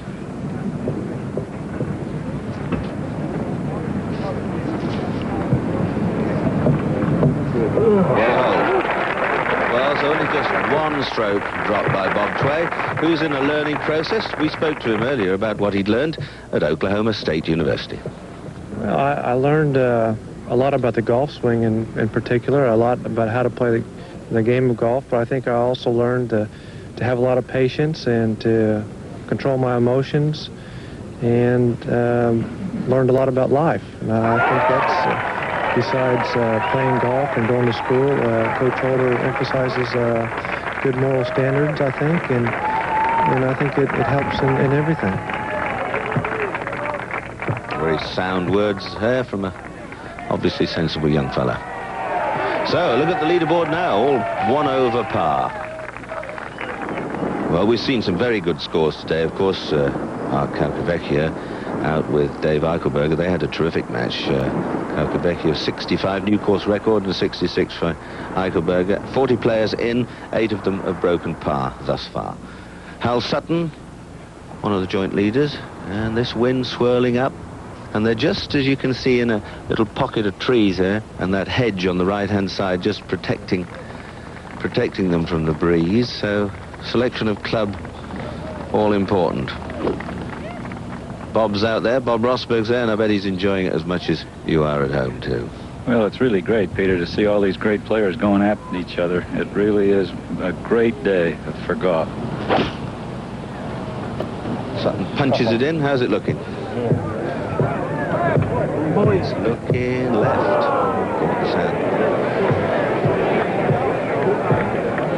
I tell you, the wind is blowing just hard enough, Peter. I'd say it's blowing between 15 and 20 miles an hour. And I think that it's gotten up now that it's really going to be a big factor in from hole number 8 coming on in, because it already has been. Yes, the inward 9 are going to prove very testing indeed, particularly 10, 11, 12 around that corner. Now, Sutton's ball looks as if he's buried in that bunker. We asked Hal Sutton, he seems to be in a thoughtful mood. We asked him, what about this extra thinking and efforts put into doing things right? I think all open courses do, because they tend to put the pins on undulations, and you've got to make sure where you want, if you miss it, where you want to miss it, so you can have a good opportunity for your next stroke. Well, easier said than done sometimes. But Sutton looks to be buried in the bunker at the 7th. Now, Ben Crenshaw, one of the joint leaders. Second shot at the 10th. Now, being on the fairway is a plus to start off with.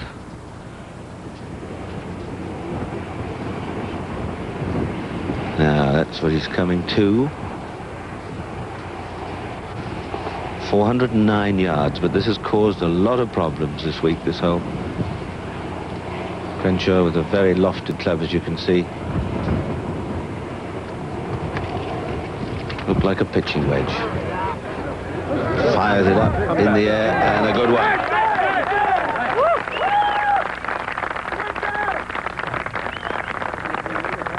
So, a very full leaderboard indeed. It couldn't be more even, Stephen, as the last players get towards the final 9 holes. More excitement coming up. Lee Trevino, one of 6 men tied for the lead in the U.S. Open. Here is Lee.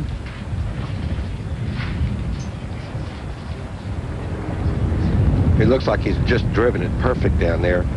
There's a shot against the wind. He'll probably play a low little shot in here.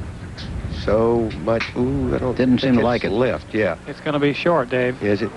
You have a bad lie, Ed. No, he had a perfect lie. I think the wind got it. It was blowing a little stronger than he played, at least. The ball seemed to balloon up in the air, which is uncharacteristic of Lee's shots when he tries to keep them down.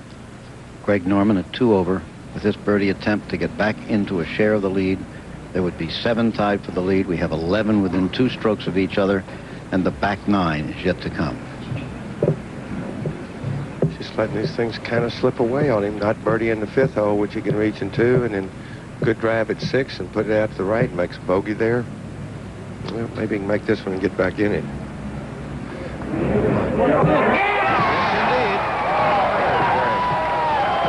And now we have 7 tied for the lead. I don't remember U.S. Open like this. I really don't. Absolutely great stuff. There's a little firestorm out on the course we'll be checking into later. Chip Beck has birdied 10, 11, 12, and 13. Bob Tway on the 8th fairway now with his second shot. He is one of the leaders. 7 tie for the lead. 1 stroke behind we have Floyd, Dennis Watson, and Beck, and Lanny Watkins. Oh, look at this. Great shot, Bob. Like Ed Sneed said, he won't go away. He may not go away for about 20 years. He's really a good-looking player. Bob Tway won last Sunday, and so often the guy who's playing well just plays well straight through the U.S. Open. I wonder if there's a 7-way tie. Will they play a 7-some, you think, or they have starting times, or what? How would you like to be tied for the lead in the U.S. Open and have your name at the bottom of the leaderboard? Frank, what would y'all do if there was a 7-way tie? I think we'd go with a 4 and a 3, David. All right. 4 and 3. Well, get thinking on it, Frank, there. Now, we mentioned Chip Beck. And here he was putting for a birdie on the 13th. He had birdied 10, 11, and 12. From the golfing home of Raymond Floyd, also Fayetteville, North Carolina. It's a good young player. Out of the University of Georgia. Oh,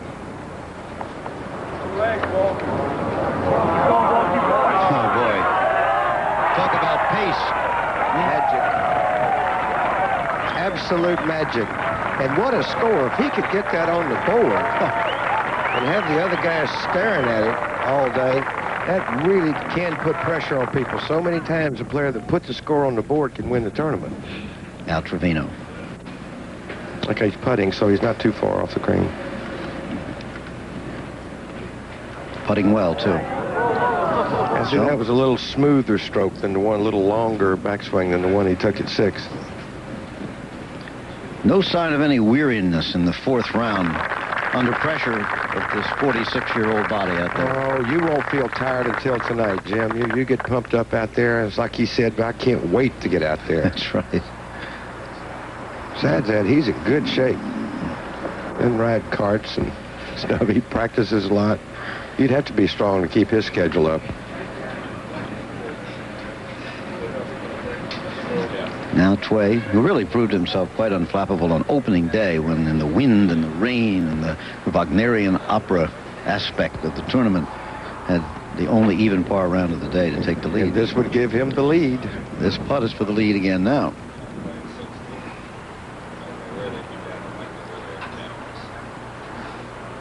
Should move a little from left to right. Right in the hole. Bob Tway has taken the lead. He's back to even par where he was at the end of the first day. Little hooting and hollering out Oklahoma way right now in the various country clubs at Southern Hills and a few other places we can mention. Oklahoma State Cowboys. Yeah. There it is. Tway by 1 over the other 6. Trevino, Norman, Crenshaw, Sutton, Payne Stewart, and Mark McCumber. So, I'm sure we don't have to ask you to stay with us. Let's just take a break right now and catch our wind. 8th hole, Hal Sutton. No, this is a good-looking shot, Jack. Oh, my, yes, Rossi. In birdie territory. Shot from about 115 yards. Greg Norman about 110. Two beautiful drives. There's a wind in their face there today, huh? Yes, playing right into the breeze.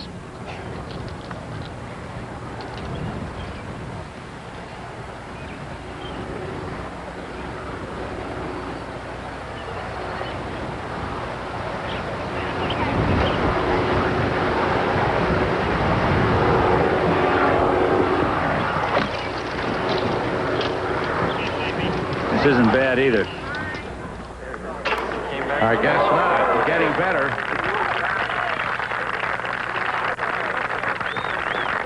Boy, they are just going after every pin when they have the chance. Al McCumber up ahead at 9. Now, he's on the upslope. And the 9th green is about 20 feet, would you say, Dave? 25 feet above the fairway. Oh, at least that, Jack. It's up pretty high. And, they're driving a lot farther today. This is what you would like, is the upslope. Help you hit the ball high and a nice, have it come down soft.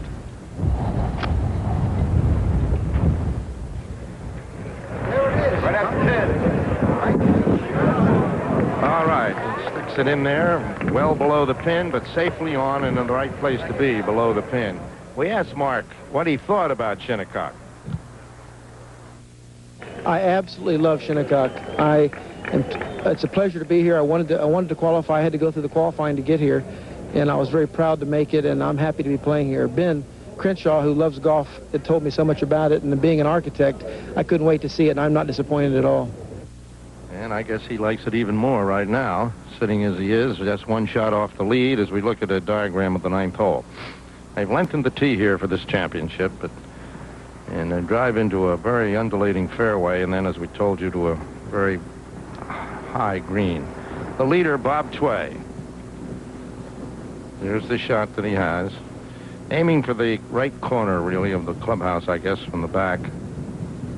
If you can hit a drive here, Jack, of sort of a high swing right to left hook, then you get the advantage of the wind and all the elements. It looks good, Dave. It's right in the center of the fairway. And he has rolled to the upslope almost to where McCumber was, so he's in very good position. There's a look back. Trevino. Now, this is not the kind of hole when you've got to move the ball from right to left that you think Lee has the advantage. You might think he has a little disadvantage. You see, he's a lot more open, but he can turn the ball when he needs to. Away, Lee!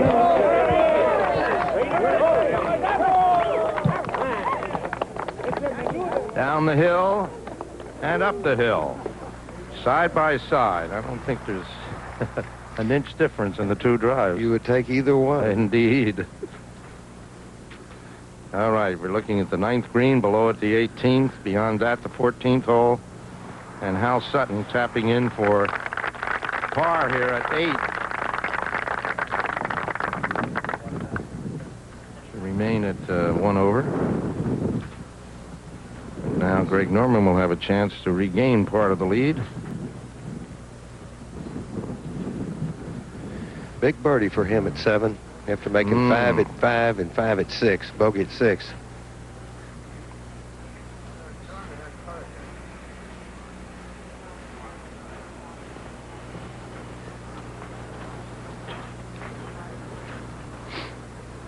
He has led more than anybody else in this tournament, but does not lead at the moment.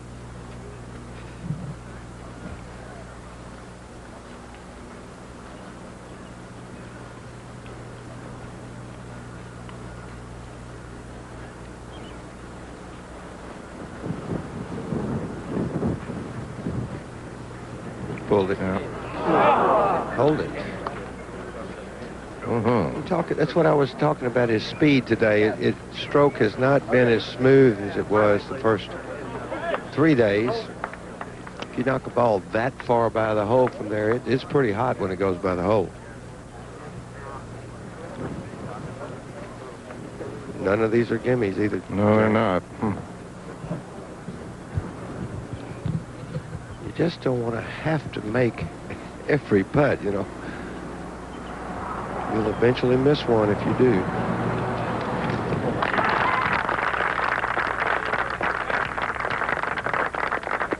Up at the 9th hole now, Mark McCumber.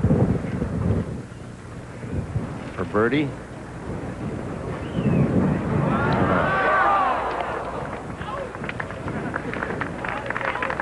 So Mark would have that for par. Remain one shot behind.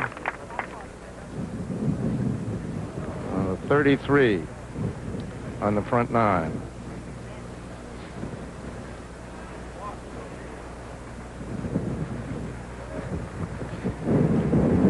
A little natural amphitheater up here at the 9th green, which the gallery is taking advantage of. Great place to watch the tournament from, Jack. Yes, you can see quite a few of the holes from up there. And look out over the course. Plus the big scoreboard.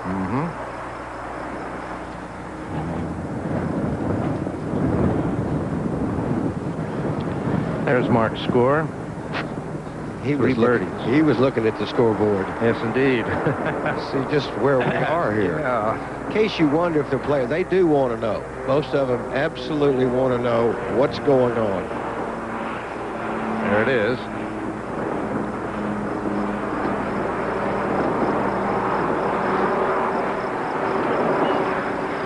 Tenth fairway, and Raymond Floyd. And Judy, what's the situation there? Did he drive to the bottom of the hill? Oh, sorry, Judy went up is with not there. McCumber. But he's not. He's at the top of the hill there. Yeah, so it looks like Payne might be in the downslope, but he's right on the shelf. Good place to be. Well, you have to make your mind up. Do I want to put it up there and have about 170 yard shot into the green, or do I want to drive down maybe a little closer to the green and have a downhill lie? And a blind shot. Yes.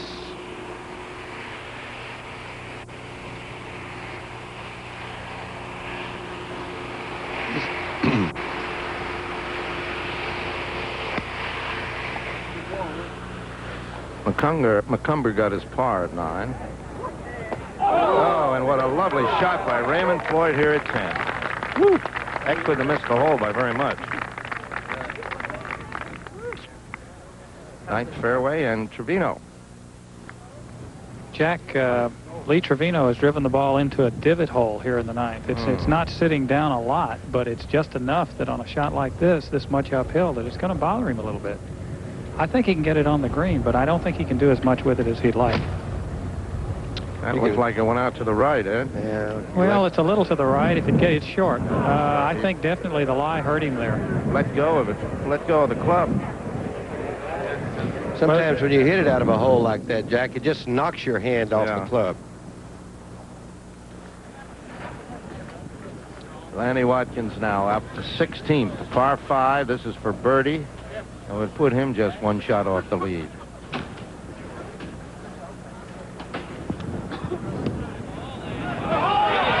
he's done it. And 5 under for the day. Well, there's a man we didn't think about, but when he gets going, Jack, he can run the table. That's just third straight birdie on the back. And now remember, he's got those wretched holes behind him now. If he can get one more or even post the 2 over. How about the 1 over? Or the 1 over, rather. It's woo, very important. Bob Tway now at 9. 70 yards.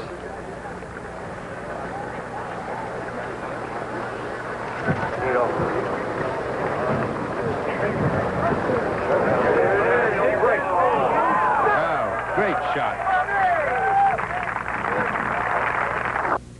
The leader, Bob Tway, on brilliantly at 9, and we're back at the 9th tee, and Greg Norman.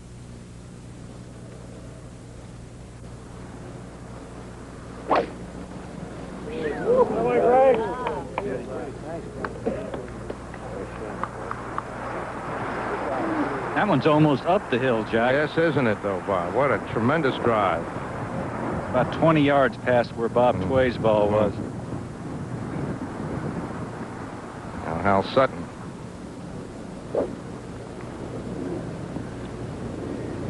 Hal has hit a lot of funny-looking drives today. He really hasn't driven the way he usually does.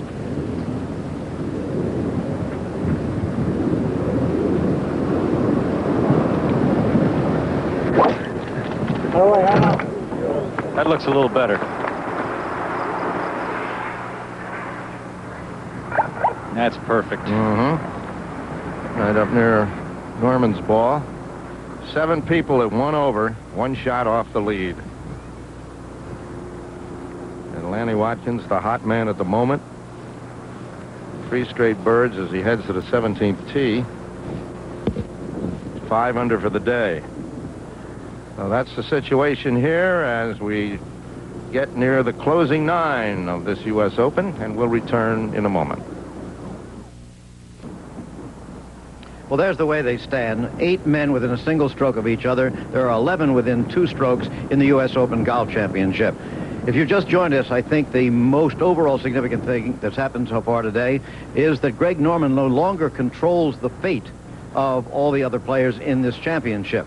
If he had gone off to a very fast start today, he might have been able to put the tournament out of reach, but he didn't do that. And although he's only 1 stroke out of the lead at the moment, he's just one of 8 in there fighting, with Bob Tway having that 1-stroke lead. Mark Calcavecchia set the tone for the day early when he came in with a course record of 65. Then it was Jack Nicklaus going out and birdieing the first hole, birdieing 2 of the first 5, getting within 4 shots of the lead. But Jack has sagged since then. He is back to 6 over, which is where he started the day. There followed then a flurry of birdies. On the first hole particularly, the lead has been going back and forth and back and forth. As we said, 8 people within a single shot. Significantly on the back 9, we've had Chip Beck birdie 4 holes in a row, and Lanny Watkins birdie 3, 14, 15, and 16, and that isn't supposed to happen on the back 9. If one of the leaders should do that, well, they still might be able to put it out of the reach of the others. Otherwise, we might have an 8-way playoff, and that would be at 18 holes tomorrow. So that's about the situation as we stand now as we watch Lee Trevino. Lee Trevino at the 9th hole. Remember, 1 shot out of the lead. And that will put him 2 shots out of the lead. Lee, remember, had left his 2nd shot short of the green.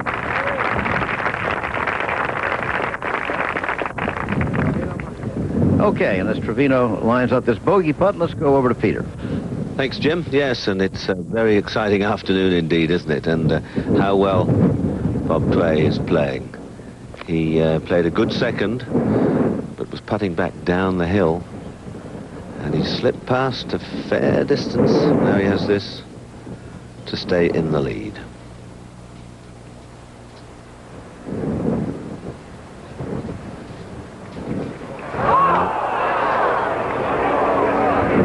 First signs of creaking nerves. Now here's the man of the moment, Lanny Watkins at the 17th. He's had a tremendous run. He's 5 under par for today.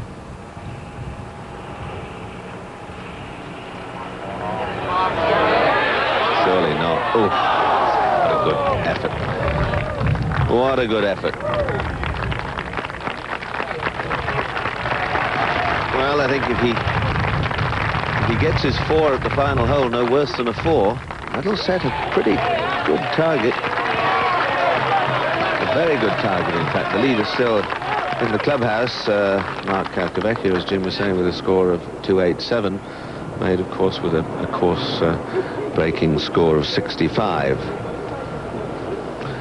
Look at that. There's Watkins' card.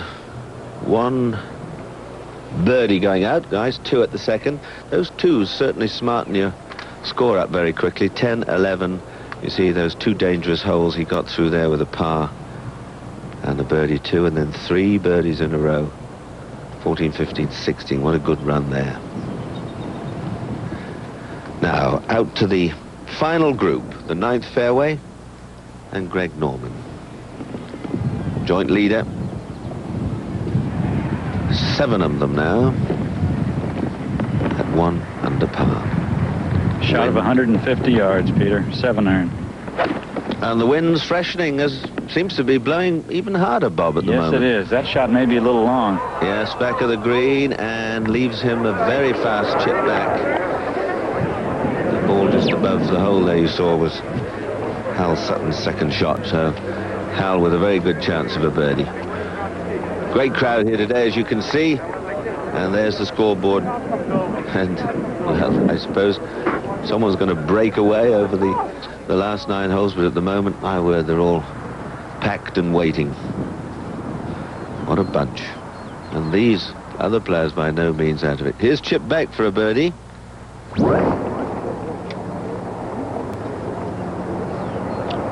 This is the 15th hole, and look at this. And another one. Rattles the back of the cup. And he's down to just 1 over. Well, this really is terrific stuff. So 8 players now at 1 over, but one has to think that those nearest the clubhouse who post their scores first will be the hardest to catch. And that, at this moment, is Lanny Watkins. 1 over par with just the 18th hole left to play. And there he is. Former PGA champion, Ryder Cup player. And as Dave Meyer was saying, when he gets going, my word, the feathers fly. Started the day at 6 over par, birdied the second, and then he's gone on his merry way in the inward 9. 4 birdies. So he's wants a 4 for a 65, which would equal the course record. 10th green, Mark McCumber.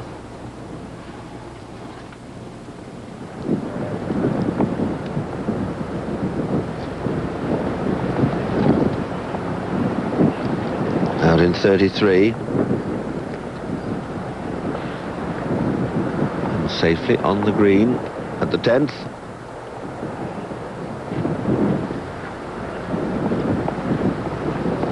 On the left,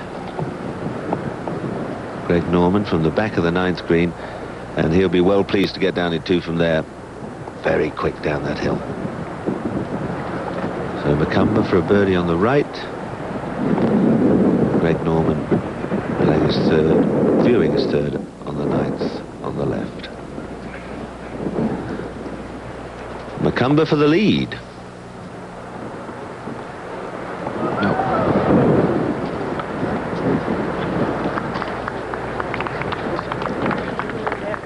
Jack Nicklaus back to level par. That's 6 over though, 5 behind, and only a few holes to go. 4 holes left for Jack. A crucial putt here. Down in 2 is a must. It's a bit like that little chip shot that Ballesteros holed behind the 18th green at Augusta a year or 2 back. And he went through the green and then didn't reach the green with his third and then knocked one. It's that sort of shot, very quick.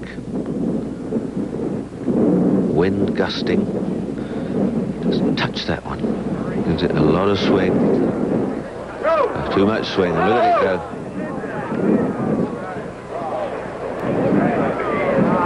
That really was a bit crude.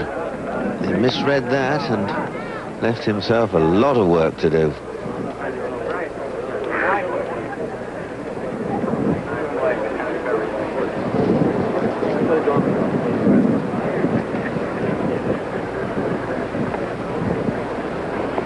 Don't think he's lost his turn, so we'll go quickly to Raymond Floyd.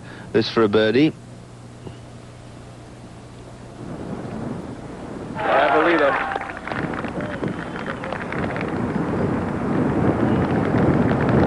Lovely slow, firm stroke, and in she runs.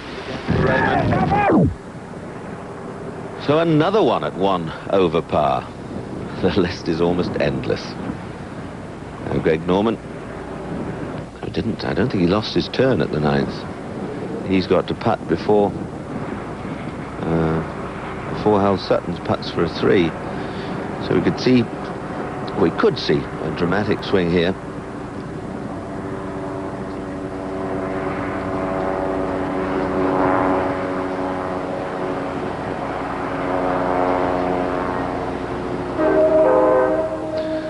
And if there wasn't enough distractions, planes drone overhead, the train whistles.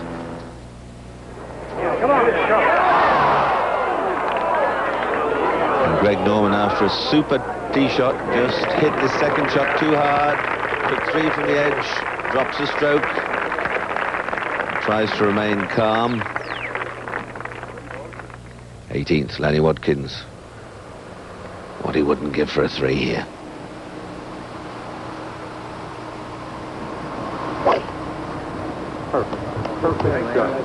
Perfect, perfect, they say.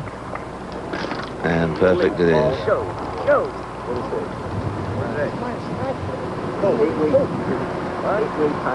There's a view over Shinnecock, which hasn't seen so much golfing excitement for many a year. Here's Sutton now at the 9th for a birdie.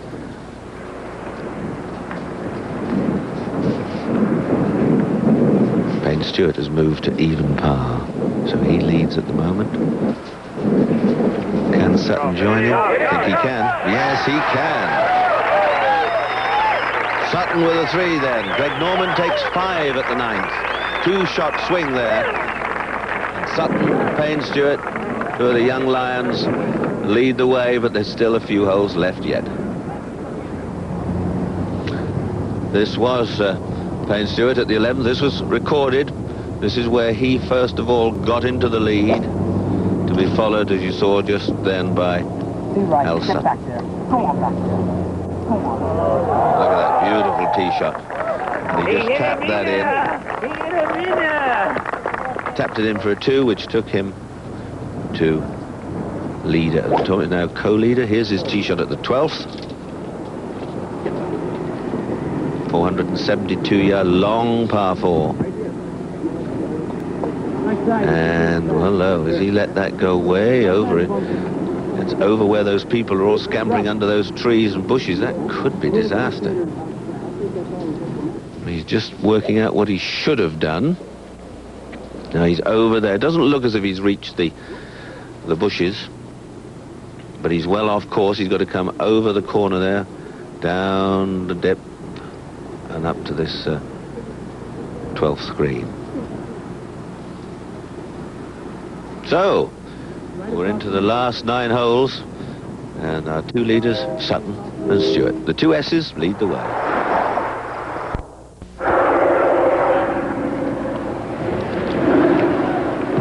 Back again at what is shaping up as perhaps the most classic U.S. Open of them all. Lanny Watkins on the 18th hole. He's made a tremendous charge in the back 9. He had 3 birdies in a row.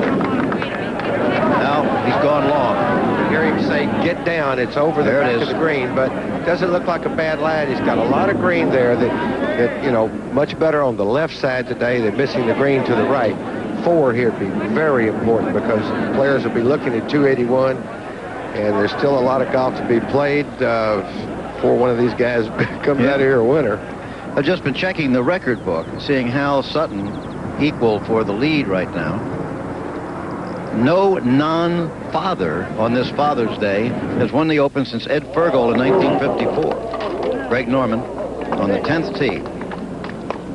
And he's gone into the left rough, and that looked like it went down. That really went down. Did it? Yes, it did. Okay, wind is still up, Rossi? Yes, the wind is blowing as hard as it has the last 5 or 6 holes, Jack. It's probably blowing from 15 to 20 miles an hour. Okay. Again, a look at it. Those that were 1 behind: Ray Floyd, Lanny Watkins, Bob Tway, Chip Beck, Mark McCumber. Hard to get everything on the leaderboard here.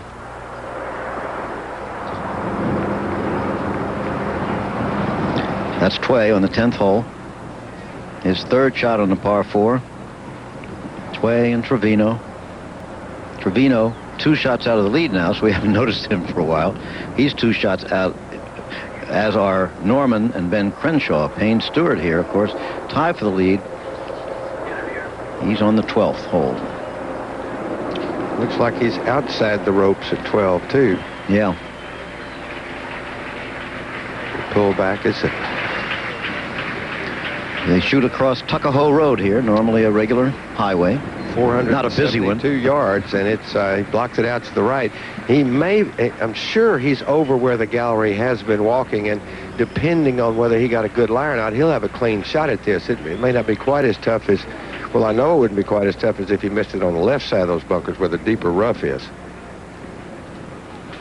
Okay, to the hole, according to the computer, approximately 210 yards. Had to be a shock to this young man's nervous system to make a 5 there at 9 after hitting just a fine drive and a good second shot right over it. But that is so slick there at 9, putting down that hill. On the right now, we have Mark McCumber. Tway, of course, on the left. That's a par putt for Tway. McCumber for a birdie. At 11. Oh, boy. Good save there, Bob. That's what it takes.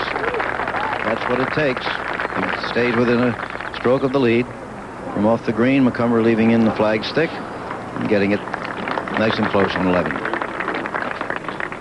Now let's go to Lanny Watkins. This is the 18th hole. He's going to put a score on the board here, and everybody else will know what it is. He sure would like it to be a 65. For it to be that, he has to get it close enough to that hole to put it in on with one putt. Trevino for his par now. Lee is struggling a bit.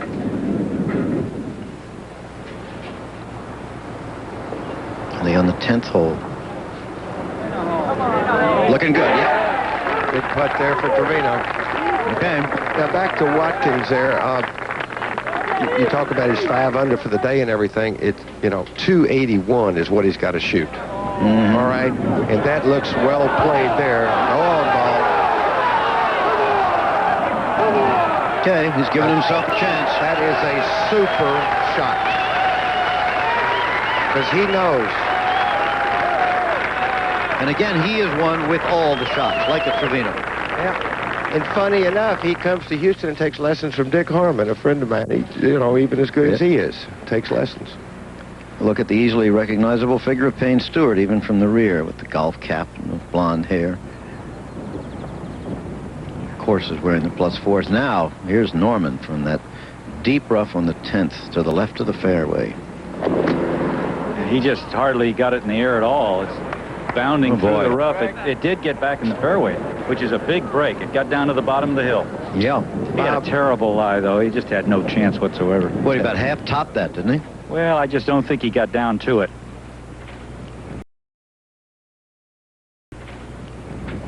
Now Payne Stewart, the blind shot on the 12th.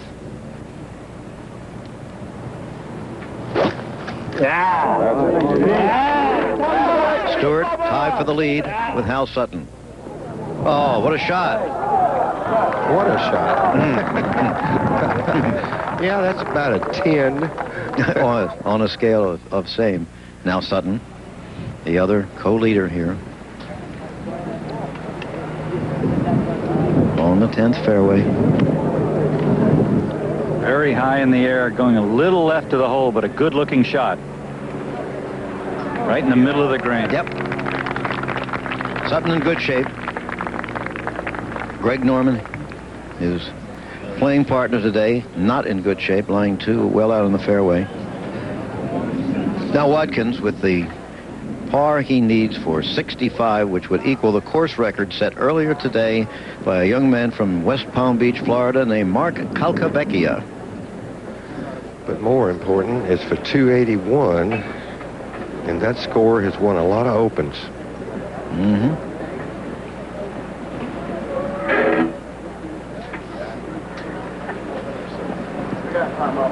And so it is. Lenny Watkins with a 65, following rounds of 74, 70, and 72. So Lanny started the day 6 shots behind, and now he's put the score on the board for everybody else to shoot at. Look at the grandstand here at 18, and Lanny enjoying the moment. Now he can go check his scorecard and sweat for about an hour and a half. He'll just sweat the rest of the day. Yes. There it is. Birdied the second. An immaculate scorecard. Not one bogey there. All white and red. White for pars and red for birdies, including those 3 in a row at 14, 15, and 16.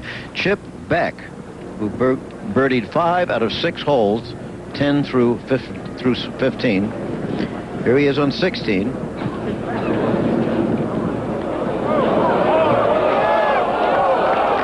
when he misses, he's not missing by much. He's sure isn't. Chip Beck, remember, is just 1 stroke out of the lead, as are Watkins and Tway and Floyd and McCumber. Welcome back to the dramatic happenings at Shinnecock Hills as we near the end of this 1986 United States Open. Co-leaders at the moment are Hal Sutton and Payne Stewart, but then look at everybody closely bunched behind. And Lanny Watkins posting the first realistic score of 281, 1 over, and a remarkable round today of 65. Lee Trevino on the right, Norman on the left.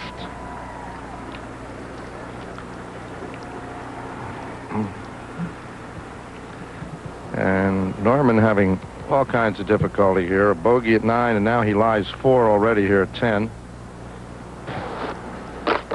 Can't afford to miss this one, Jack, or no. just be, I would assume, all over for his chances.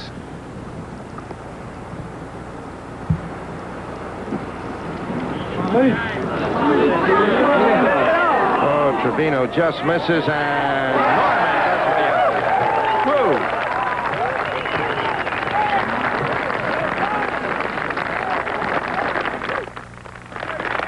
Now Payne Stewart to take the outright lead. Marvelous second shot from the right rough here at 12.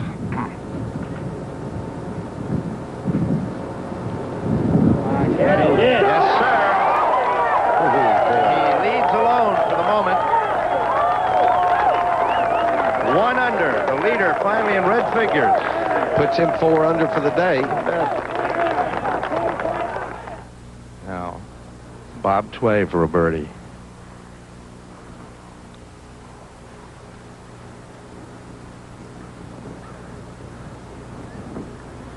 And Sutton on the left for a birdie. Bob Tway is right by.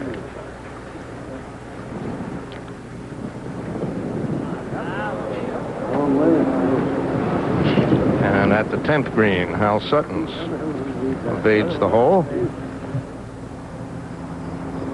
At the 17th tee, Chip Beck. 172-yard par 3.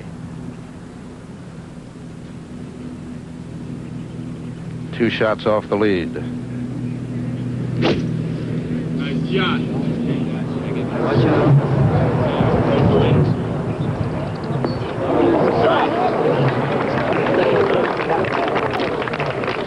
Safely on the green. The way he's been putting today, that's dangerous. Yes. Play in the hole, and Sutton. As Payne Stewart now has wrested the lead, at least for the moment, at 1 under. This is Mark McCumber. 2 shots off the lead at the par 4 12th.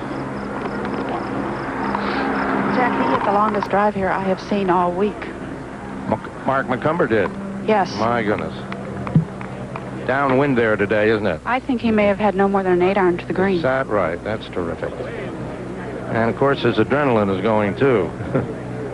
He's a long hitter. You know, of course, there's no short hitters out there.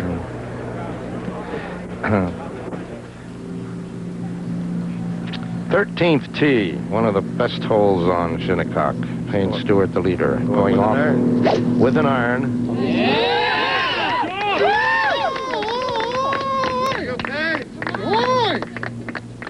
And he has placed it beautifully. Couldn't be any better position here at 13 as Payne Stewart, known to everyone, of course, as the young man who nattily attires himself in +4s. But let's get a closer look at the leader now.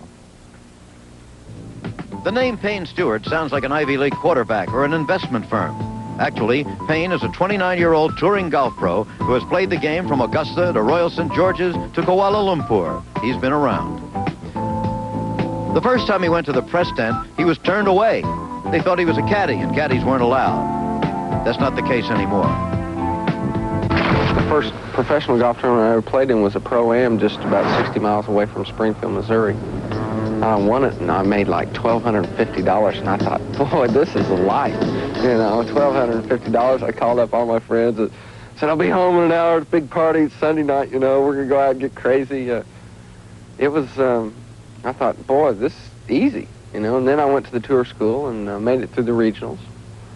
And the finals I missed, and that kind of opened my eyes up a little bit. And then I didn't have anything to do until the next tour school rolled around in the spring of 1980, so I ended up going to Asia. And that's where I met my wife, in Kuala Lumpur, Malaysia. If I'd made it through that first school, I would never met my wife, but I believe a lot in, you know, destiny and whatnot, so I feel that there was a reason that those things happened, and I guess the reason was so I could meet my wife and be successful at what I do now. At first, he was just that guy in the knickers to the average fan, but then he clung tenaciously to the leaderboard in the 1985 Masters tournament. In the U.S. Open, a man whose dress brings back memories of Bobby Jones in the Roaring '20s charged again. He contended for that championship until the very final hole. And on the treacherous windswept fairways of Royal St. George's, Payne led the finishers in the British Open until Sandy Lyle finally pulled out his putt for a Scottish victory. Payne Stewart seems to have that extra dedication for major championships. He also is not averse to colorful dress. I'd gone to a golf tournament, and I was wearing Izod clothing, and some guy had on the same clothes I did the same day. And I had said, well, I've got to come up. Something's got to change. And I finally found these knickers, and I really think that they're very classy looking. You know, they're the old garb of the traditional manner, and I really enjoy them. I feel like I'm dressing up to go to work, such as people put on their business suits to go to work. I enjoy putting on my knickers and going to work. And I get a lot of compliments on them, and people, when they see me without them on at the golf course, they say, where are your knickers? You know, we enjoy them. So I enjoy the fact that people do recognize me for that and pay me a lot of compliments when I do wear them. Well, he's wearing them today. Incandescent yellow with black stockings, and if he believes in destiny, maybe he is the man of destiny for today. Hal Sutton at the 11th. 158 yards uphill. A treacherous little par 3, Jack, as you know.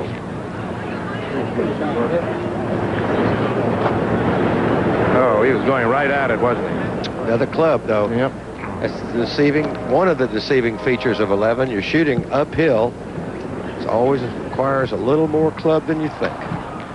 This is Chip Beck at the 17th. And he has been rolling in putts on this back 9 this afternoon, unbelievably. He's made 2 long ones that we've seen. Oh.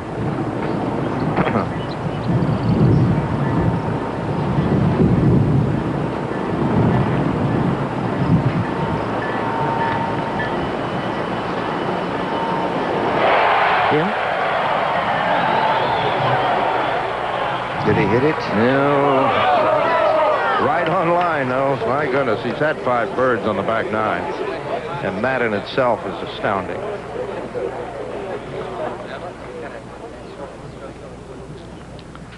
Now Norman at the 11th tee. Been struggling all day. You got to get something going right now. The ball's going to be short. Yeah, I don't know whether it's gone in. Yes, it has gone into the trap. And he might be better off there than if he had caught in the little sand steps that are in the face of it. Well, what he needs is he needs some birdies now. Oh, yeah. 3 over, 4 shots back. And running out of holes. Hal Sutton now at 11.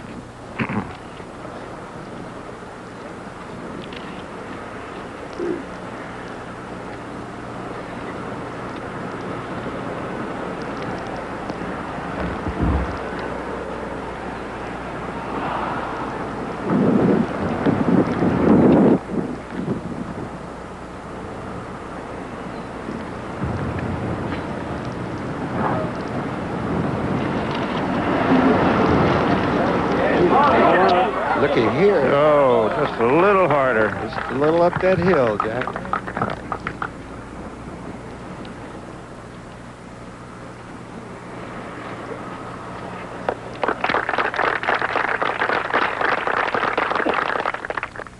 Macomber.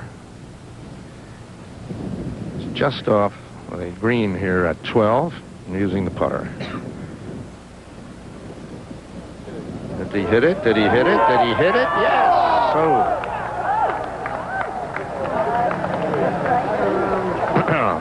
Really funny, isn't it? Oh, dear. Shipwreck at 17 for par. Ian Macomber among a group at +1, 2 shots behind Stewart.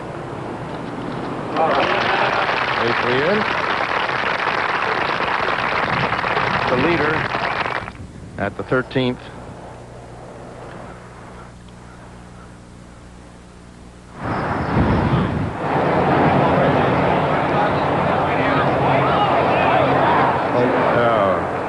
Fine shot. It deserved perhaps a little better than that. Raymond Floyd's ball is the one up close to the pin.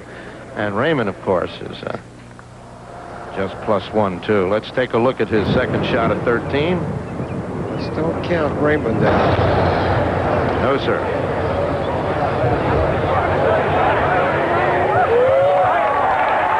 Wow, what a shot. Raymond is like Lanny. He can go on a streak and leave you breathless. They're both the kind of guys you like to have in a practice round if you're playing a couple of people.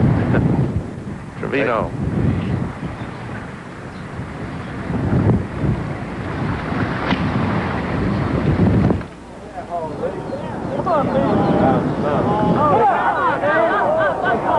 And it just didn't run enough. It's usually the best way to come in here is to bump and to hit it short of the green and let it bounce on, but pulls up short.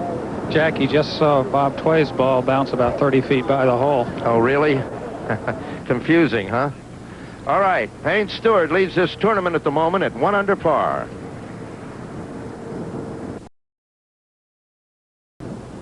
So Payne Stewart leads by 1. From Hal Sutton and then a whole gaggle of players. And here he is, just at the back of the green at the 13th. Rather unlucky to have finished up against that little wedge of grass. There you see it. He's on the short stuff, but he's got to go back through that little fringe. He's only a step or two off the green, but he's taking a lofty club. Looks like a sort of 7-iron, leaning into it onto the left leg. Just give it a little stab. Break the wrist and stab it forward. And he stabbed it. Ooh, it was running a bit sharp. Just came out a bit fiery. Well, so whilst they mark, let's go back to the clubhouse and find who Al Troutway's got with him. Peter, of course, 165 today for Mark Calcavecchia. Another one today by Lanny Watkins. His, of course, could be of greater implication. Lanny, you got hot in a part of the course where most people said players shouldn't be getting hot. Well, I've played the back nine pretty well all week. I think I've shot in par every day except for, or, you know, at least, I guess, the second day and today. But I've played 15, 3 under for the week, and 16, a couple under, I guess. So I've played some holes in the back real solid, and, you know, it's been good to me. And I didn't have a whole lot of choice. They were the only holes left. Tell me why you hope history is going to repeat itself.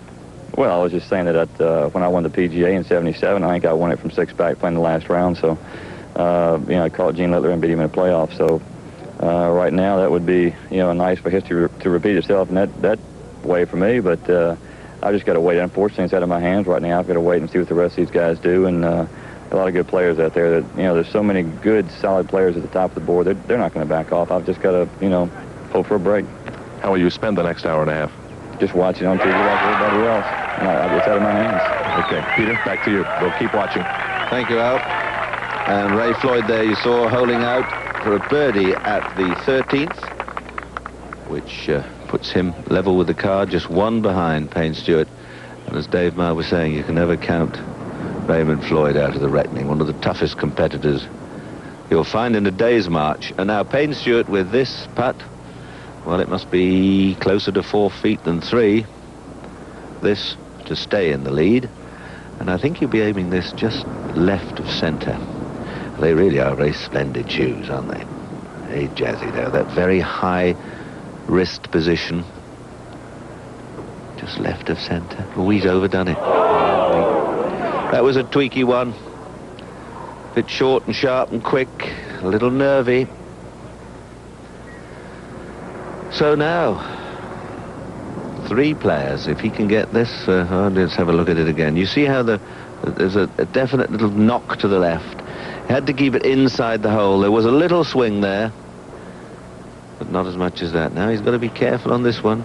Got to eliminate those thoughts of how stupid you've been to take certainly 3 from the edge of the green.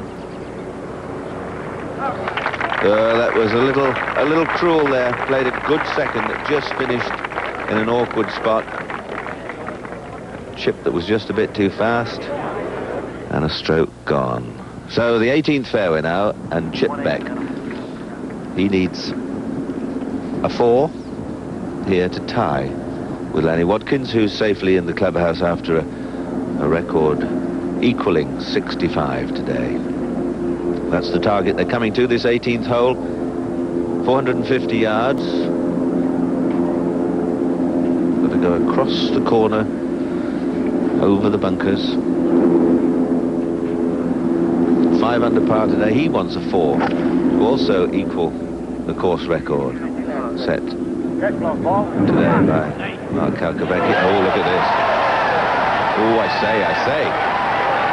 Well, that's a beautiful shot, and I don't think we've seen a better one all week here at the 18th than that. Magnificent shot. That's not the easiest of putts. He's just got to be careful that he doesn't race it. Oh, well. Look at his scorecard here. The red on the outward 9, you see, two birdies, 2 bogeys, but look at the run over those difficult holes. 10, 11, 12, 13. Oh, look at this. Hal Sutton's missed the fairway, Bob. That doesn't look too good. He's going to have to play a real good shot to even get it back to the fairway, and not very far down the fairway. I'm talking about straight out sideways. His ball is down underneath the branches of one of those little bushes. Hey, Greg, watch. And there's no way that he can go anywhere but straight left back out in the fairway, and he's going to have to play a good shot. This could be one of those whiffs, you know, those...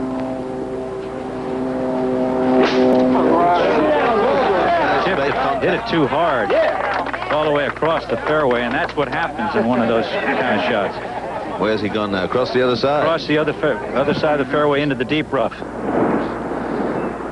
Well, so with Lanny Watkins sitting in the clubhouse, having completed his 4 rounds at 1 over par, that's 2-8-1. And Chip Beck with a short putt to finish in level par. Sutton in trouble. Much can happen yet. 14th tee, and Raymond Floyd, you can see, using an iron for position. 1 or a 2 iron.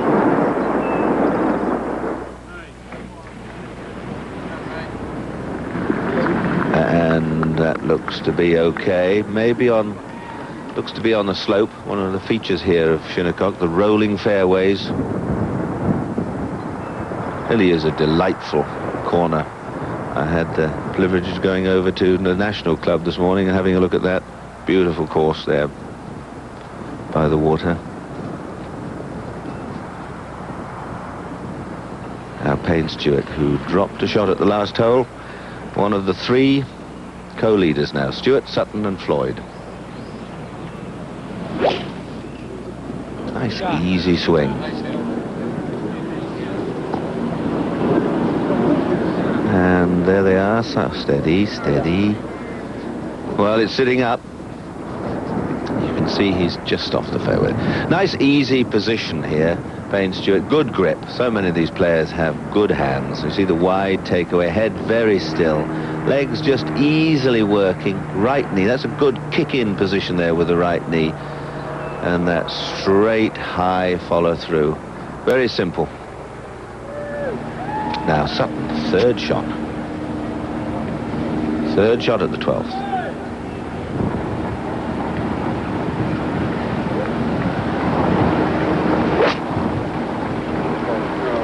Going a little right and flying. Look out.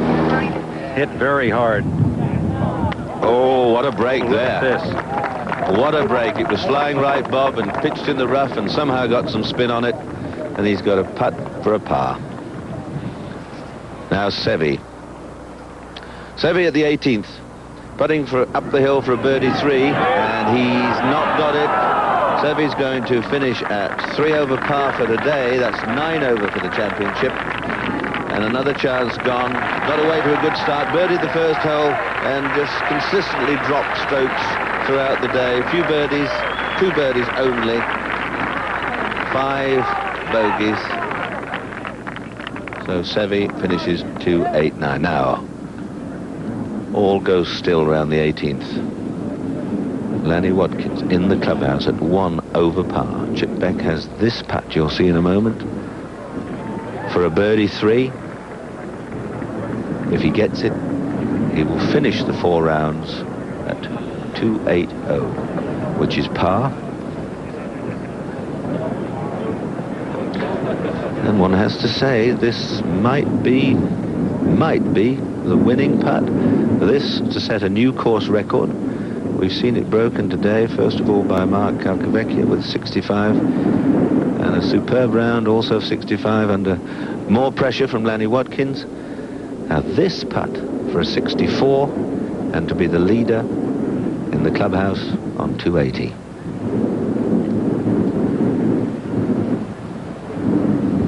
Come on, old trusty pal. Bit short and quick now. Very quick, very difficult putt. So Lanny Watkins sitting in the clubhouse. Lanny breathed a sigh of relief as that one slid by. Whew.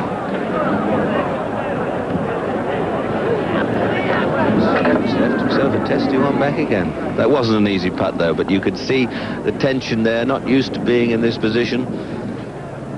Peter, this is no cinch here either. Certainly isn't, David, eh? That's right. That's unlucky that he had that particular putt there about 5 feet past the hole, because it breaks so much to the right and so fast, you really can't put a real good stroke on it. Now, I've never had one to win a U.S. Open, but I would imagine it was certainly in his mind. Yes, and he's got to just steady himself now to drill this one back up the hill. There's a little bit of swing on this one as well. Yes, there is. This to tie with Lanny Watkins of those and lead with of those players who've completed their rounds. This for 65. Yeah, well done. 65. It's a tragedy for him that it wasn't a 64. Very well played. Seve saying, well done, well done. I wish I'd done it. So 3 65s we've seen today. Now Hal Sutton for a par at the 12th.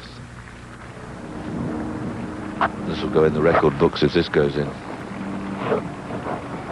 It's been all over the course on this hole. And what do we put on the card? Oh, we nearly put a 4. So that's a 5, and perhaps a rather fortunate 5, the positions he was in. So Sutton drops the stroke, goes to 1 over. Now Payne Stewart.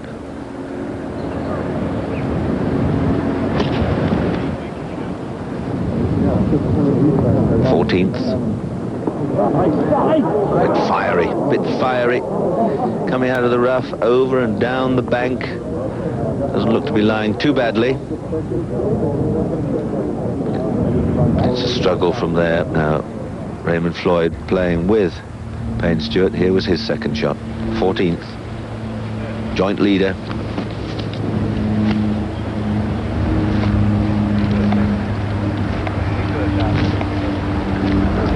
And again a hard bounce. Good shot, but just through the green. Trevino. Second to the 13th. Oh no, that's very un-Trevino-like. Missed the green and left himself a horrid shot. Some thick rough with very little green to pitch on. So things really tightening up over these closing holes. Tway, second shot to the 13th. Just 1 off the lead.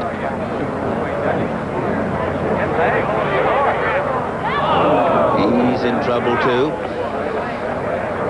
Well. So suddenly, perhaps this isn't just looking like your regular tournament that we have every week. We'll take a break. Payne Stewart. Over the green, remember, on 14. It's a par 4 hole, lies 2.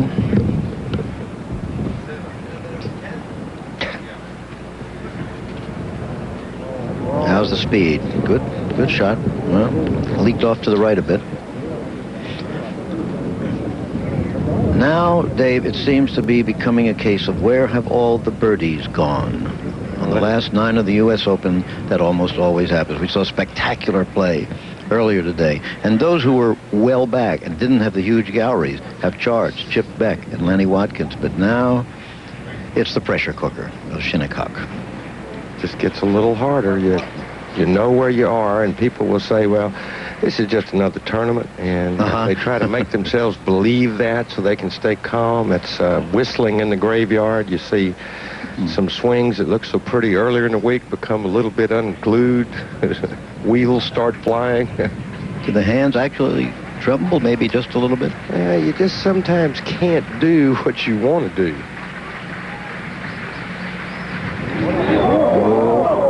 See, to me, those are the tough shots under pressure. Anytime that you have one to play with some touch or feel on it. Jack Nicklaus coming up 18. Nicklaus, who started the day 6 over, has birdied 15 and 16 to get to 4 over. It's out of reach for Jack this time, but he's had a fine round. He's 2 under for the day. A man who won the Masters at age 46.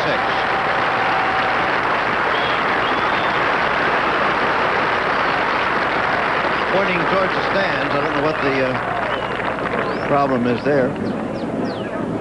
His ball is somewhere up in that area, so he's really more concerned as where the heck is my golf ball. The ovation can wait. And one thing you know of this man, he's playing as hard as he has been all the way. Bob Tway. This must be for par 4 here. So he missed a shot into the bunker. It's gone. So that'll drop into 2 over. Payne Stewart for the par now. Remain in a tie for the lead, momentarily at least. Out to the right. No, he drops to 1 over in a 5-way tie. Stewart, Sutton, Tway, Watkins, Beck, and the hopes of Lenny Watkins and Chip Beck pick up a little bit. They've finished their rounds. They each shot 65 today. Now, he needs this to maintain the lead. Ray has had 3 birdies today, no bogeys, just a real solid round of golf. Remember, this is his 22nd U.S. Open, and he has never, on the last day, even been a serious challenger. Well, he is now. He's won the Masters, he's won the PGA.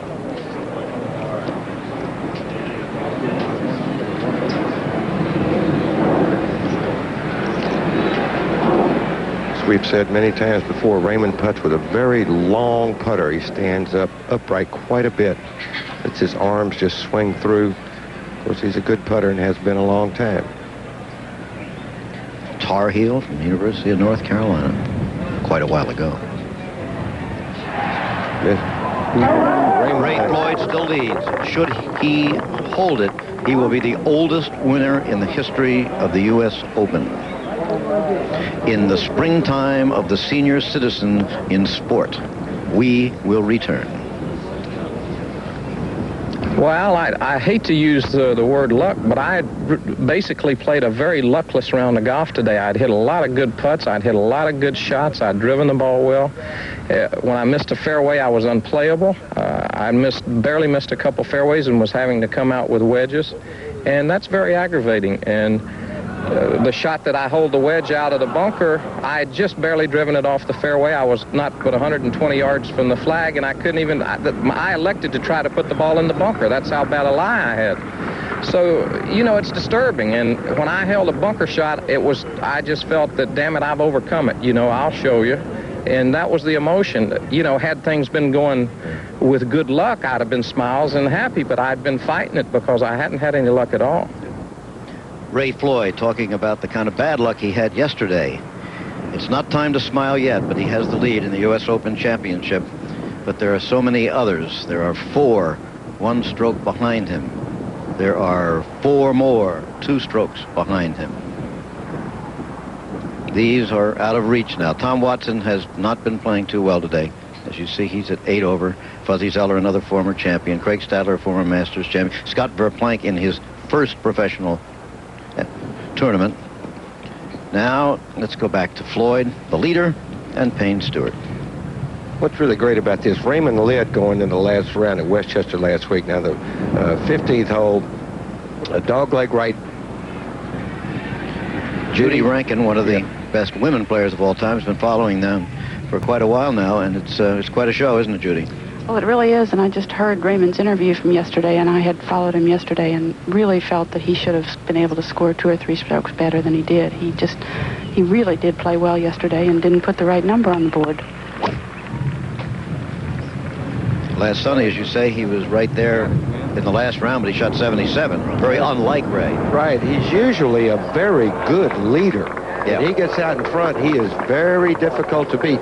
But to show you the mental toughness of the man and the experience, he comes right here to the biggest tournament of the year, gets himself back in shape, and of course his game is very good. I don't know what happened to him last Sunday, but it hasn't affected him. Stewart again going with an iron off the tee. And the wind's still blowing.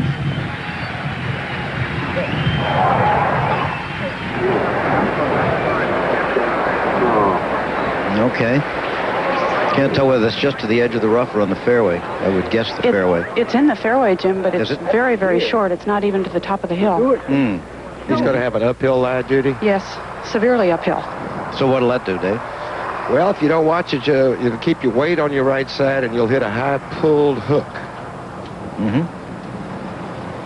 There you see the oldest U.S. champion was Ted Ray, 43 years, 4 months, 16 days, and Ray Floyd is more than 9 months past the 43-year mark. Hardly an old man, but still the oldest he would be to win the U.S. Open. And remember, Jack became the oldest Masters winner, having also been the youngest Masters winner this spring. Bill Shoemaker became by far the oldest jockey ever to win the Kentucky Derby. The owners of Snow Chief, the winners of the Preakness, are in their 70s, and there's more to that story, but here's Bob Tway.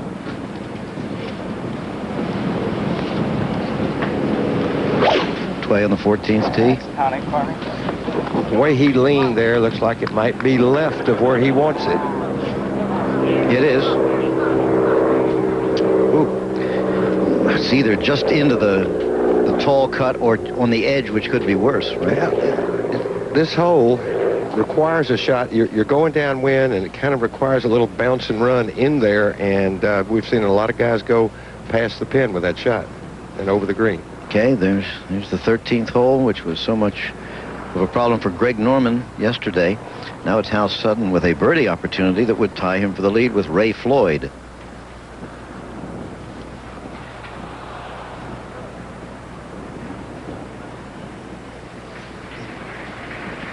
Young player, but no stranger to this kind of pressure. He had Jack Nicklaus chasing him to the wire in the PGA when he won it at the age of 25.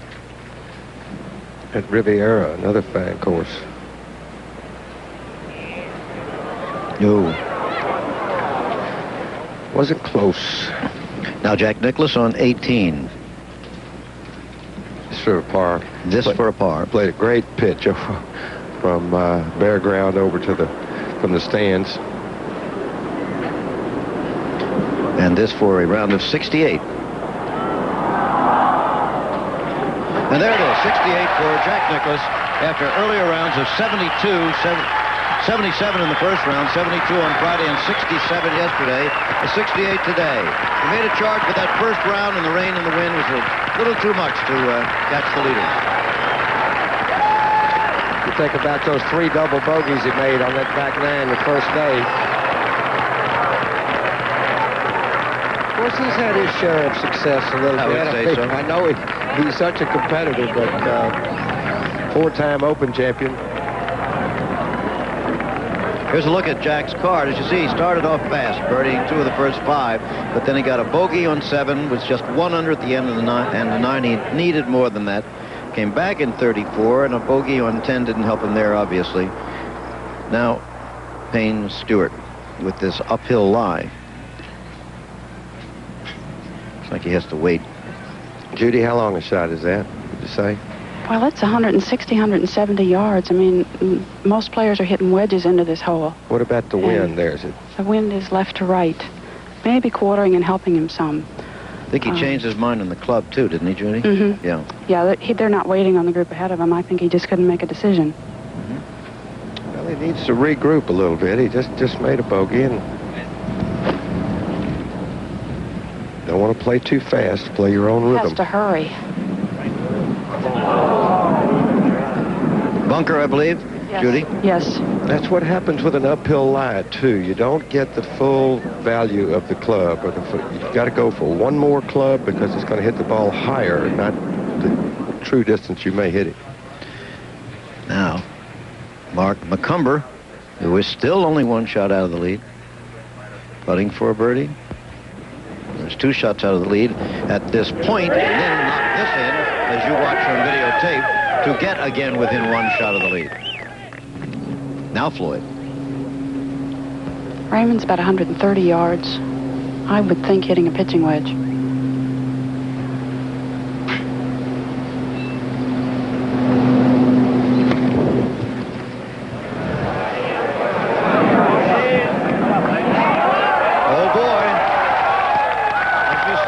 Ray Floyd gets the lead. Look out, even if it's only by a stroke. He's tough, Jim. Another birdie, possibly in the making. He could lead by 2. Stand by. Tournament at the moment, and has an excellent opportunity to stretch that lead at the 15th hole. Lanny Watkins and Chip Beck already finished at 1 over, and that is the score to beat, as the rest of them trail behind. They're running out of holes and time now. But Mark McCumber at 1 over and Hal Sutton at 1 over and Payne Stewart at 1 over would be the people trying to catch Raymond Floyd. Raymond has won 2 PGAs and a Masters tournament. I don't remember the one PGA, David, but the other one at Tulsa, he went wire to wire, and the Masters, he went wire to wire. This is a little different way to win them for. Well, that's where he got the reputation of being such a good player out in front, which some players aren't. They feel a little more comfortable from behind.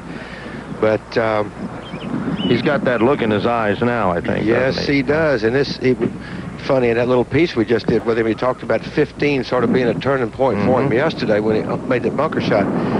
If he makes that putt for a birdie, he is in control of the tournament then. He absolutely has it in his hands.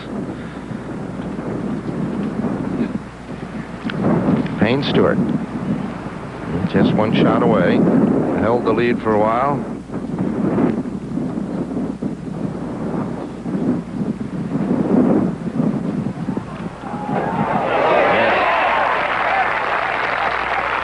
Good putt there. Very gutty par there. 5 birdies and 3 bogeys for Payne today, but he doesn't give up either.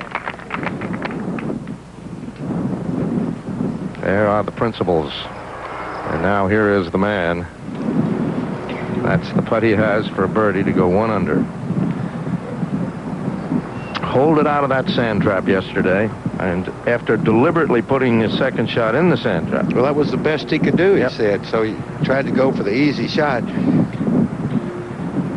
This would put him 2 strokes in front of the field. Then he starts to kind of walk on air, doesn't he? So leaves everybody.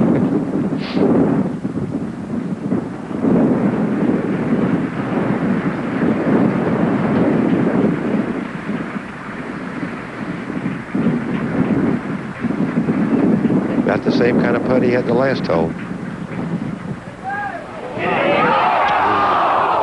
Just didn't hit it hard enough. Boy, it was dead center with about 1 roll left, wasn't it? Either not hard enough or a little more break he needed.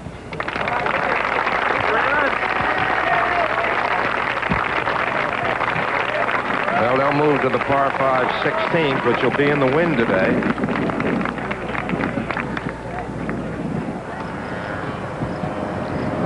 Jack, this is one of your more famous holes here at Shinnecock. You see, it's 444 yards, and you see a lot of the players teeing off with an iron. That's because the course, I feel, has gotten a lot faster here now, and you're downwind. They're just playing for position to put it in the fairway down at the dogleg, slight dogleg right. Great golf hole.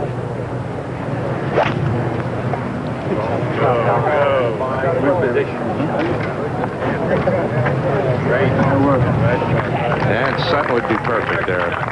Right, Rosberg? Mr. Rosberg? Yes, that's absolutely perfect. Right in the middle of the fairway with about a 6 or 7 iron at the green.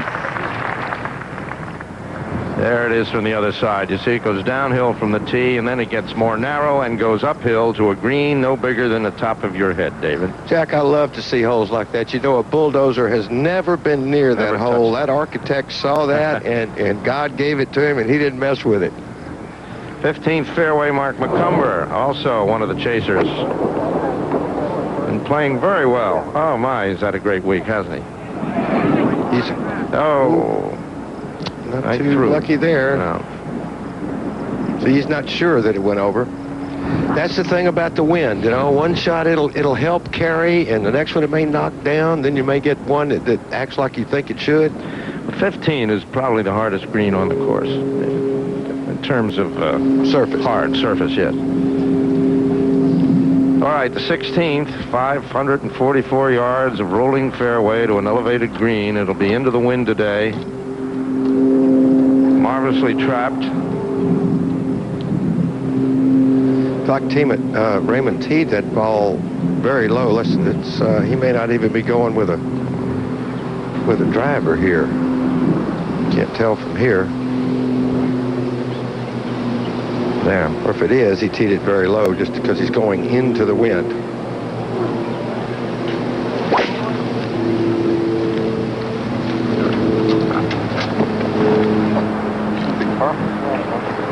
Could hear him say that should be perfect. It is perfect. Playing quite a bit longer because that bunker was well in reach Friday and Saturday. So a lot of players catch that right-hand bunker. There you look up the fairway to the green. Payne Stewart.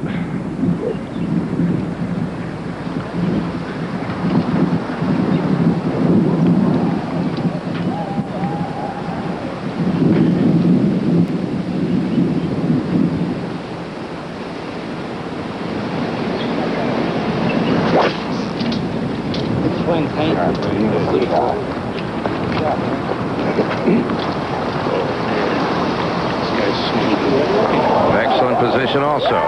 He's right up there at that level with that fairway sand trap. So Raymond Floyd is leading this golf tournament by one shot and will return.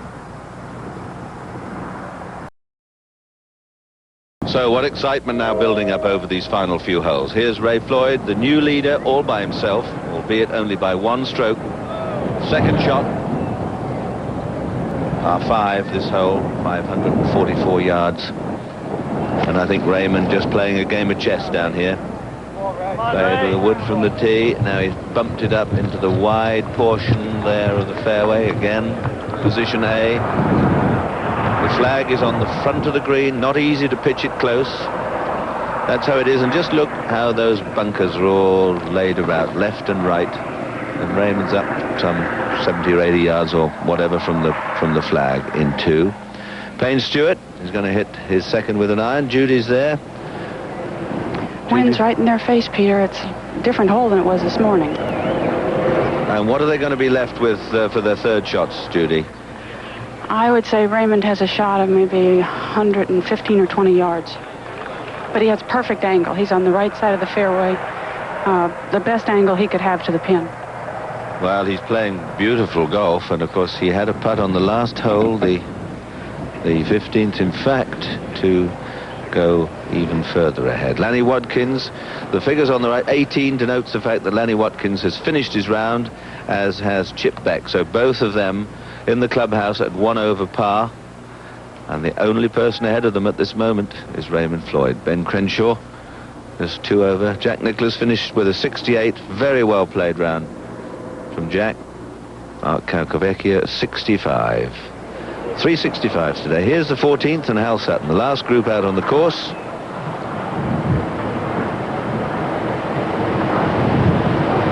Sutton just one behind.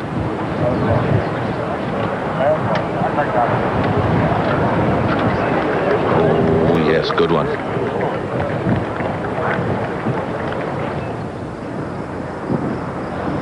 Back to the 16th.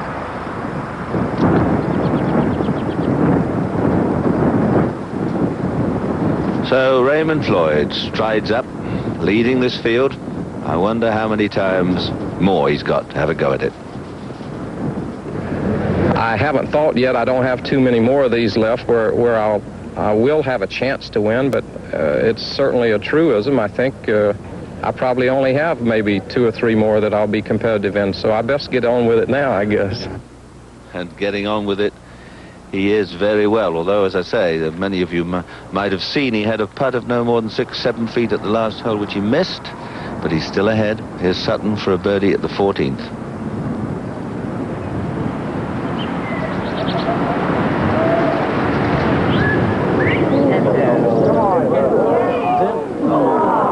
Well, a very tidy par, and he'll stay at 1 over. 6 players tied for second place at the moment. Sutton tapped his little putt in, stays 1 over.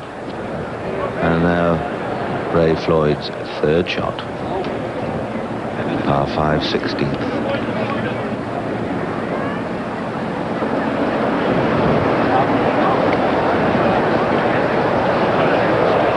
Something disturbed him, Peter. I don't know what, but he backed away. Don't take snapshots until I hit, please. He's talking for the camera from the side of the fairway there.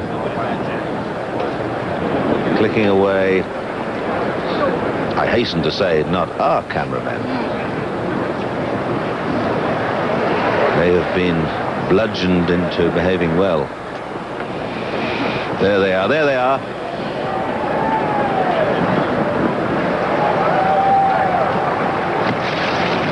Come on, Raymond, play a nice one up there.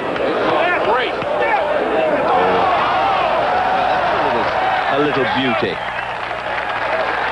Well, it certainly makes the par 5 easy. He's only got to stay 1 ahead, and there's the culprit. Stick one through his Bolex any minute.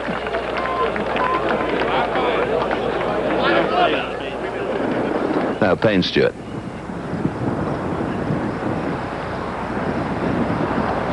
His third shot. He's probably less than 100 yards, Peter.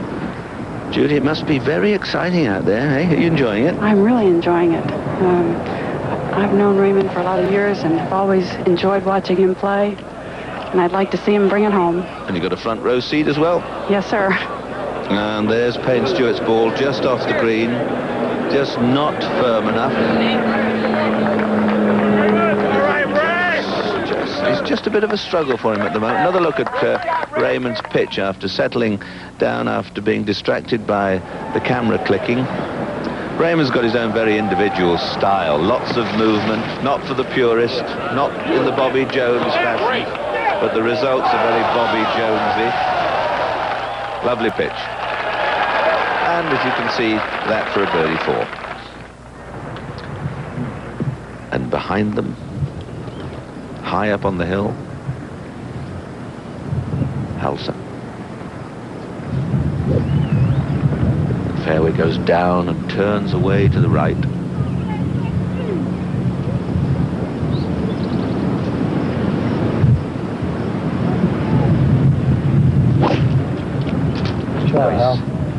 Seems to be a low cutter. Get over. Get over. That is not good there, Peter. That ball is in the deep rough to the right, and really in a bad spot. He'll have a shot of about 125 yards if he can get his club on it, but it all depends on the lie. And you see how they come down from the high tee down this rolling fairway. The final group, Hal Sutton and Greg Norman, back to the 16th. Payne Stewart, who's had a couple of chances. He's just missed a couple of opportunities, but he's still only 1 shot behind. But here we have a classic match play situation again, where we might see a 2-shot swing here.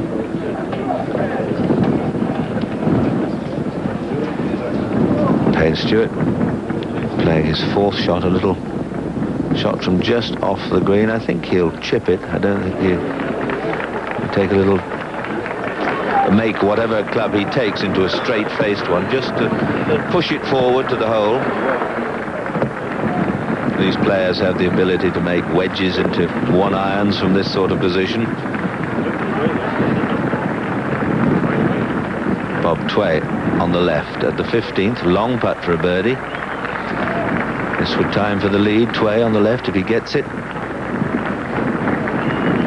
Stewart's little chip and run from the edge of the green.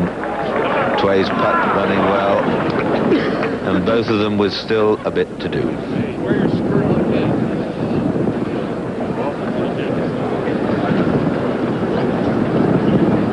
Well, there's a great saying at home about competence. And there's unconscious competence and there's conscious competence. And I think at the moment Raymond Floyd is going through a very conscious competence stage. He knows exactly what he's got to do. Some players are in situations where they just go merrily along and things happen. Floyd now has the winning of this championship very much in his hands, as much as a one-stroke lead can, but he is in the lead, so providing he doesn't make any mistakes, and he could hold this putt, he's got to do it all. He can't just let it happen. He's in a very tough position here. He knows what the other players have done. He knows how important this putt is. So he's just clearing the mind of all other thoughts and getting on with the job of picking the spot and rolling it in. He's done this a million times before. This to increase his lead to 2.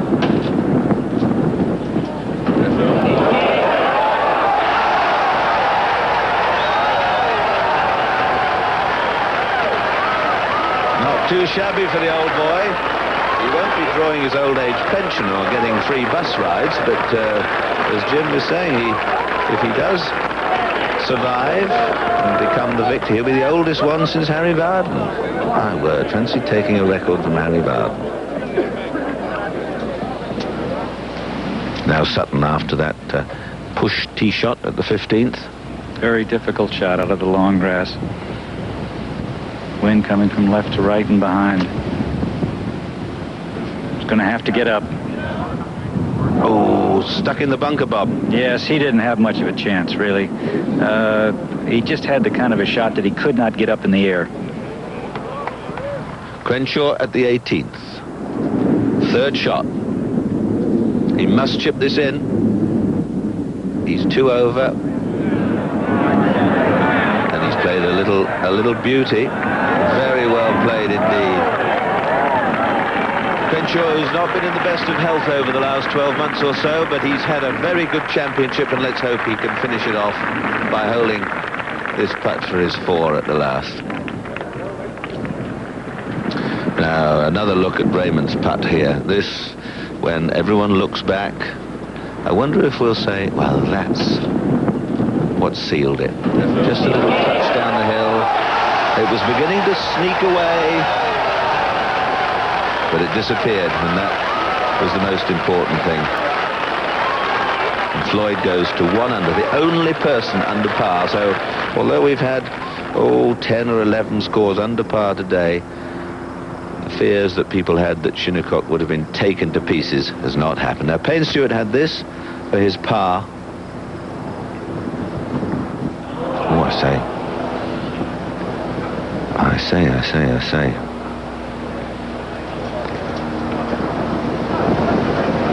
Oh, well, he's taken 3 from the edge a couple of times in the last 3 or 4 holes.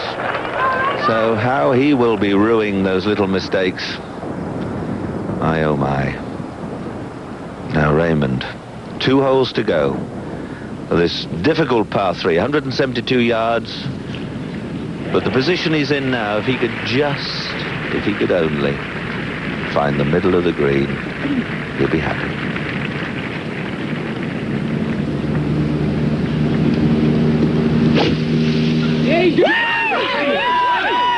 Looks great, Peter.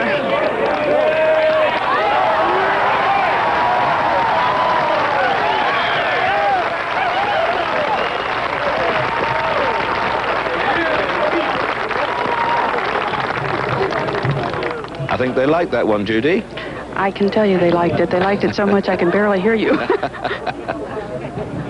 Crenshaw at the 18th. This to finish with a 4-round total of 282. This for a round of 68.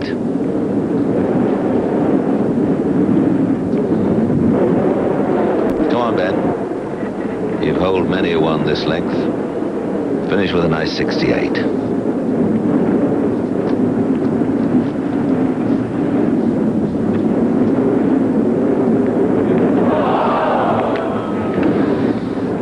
It's a cruel game at times.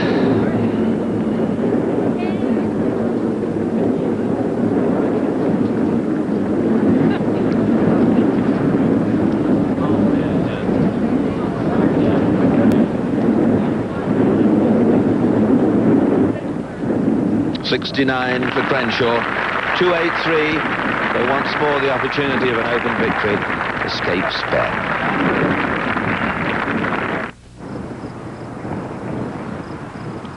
It may finally be coming together for Ray Floyd in the U.S. Open on his 22nd attempt. He's only finished in the top 10 twice. The biggest prize he ever won in the Open was $6,900. But here at the age of 43, he can become the oldest champion in the history of the event. A moist wind still coming in from the Atlantic. And on the tower now with us is the new member of our ABC Sports Golf team, Jack Nicklaus, with Jack Whittaker. Thank you, Jim. And I guess, Jack, if we threw out that back nine on Thursday, you'd be leading this tournament now. Well, that's the game of golf, Jack. I had 41 the second nine on Thursday. Outside of that, I've been, I guess, 3 under par the last 3 rounds. But that's the way it goes. I had a good chance to shoot a good score today. It appears as though I sort of set 65 as a score to maybe have a chance to win, and 64 probably would win outright. It turns out that Raymond's ahead of that right now. But certainly Chip Beck and Lanny Watkins shot the 65 right in the same position I was in. Sure do. You still feel confident enough about your game, though, don't you? I played well. I had a good tournament. I don't have any complaints at all, and Shinnecock's a marvelous golf course, and I enjoyed playing it. How about Raymond?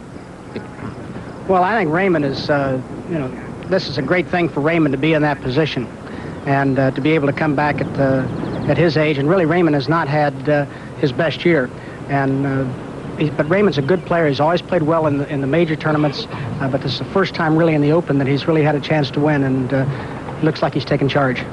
You said something about the greens getting more difficult. Will this make it harder for the people behind trying to catch Raymond? Well, the way I looked at the greens is the greens started getting a little bit bumpy as they got fast and dried out.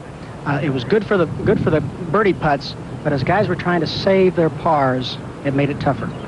Well, this is for birdie right here for Raymond to increase his lead even more.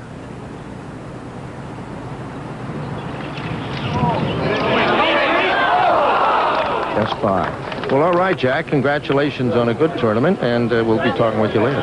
Thank you, Jack. All right, Jim. Thank you, Jack and Jack. I love what Jack said at Raymond's age. Yeah, a man of Ray Floyd's age.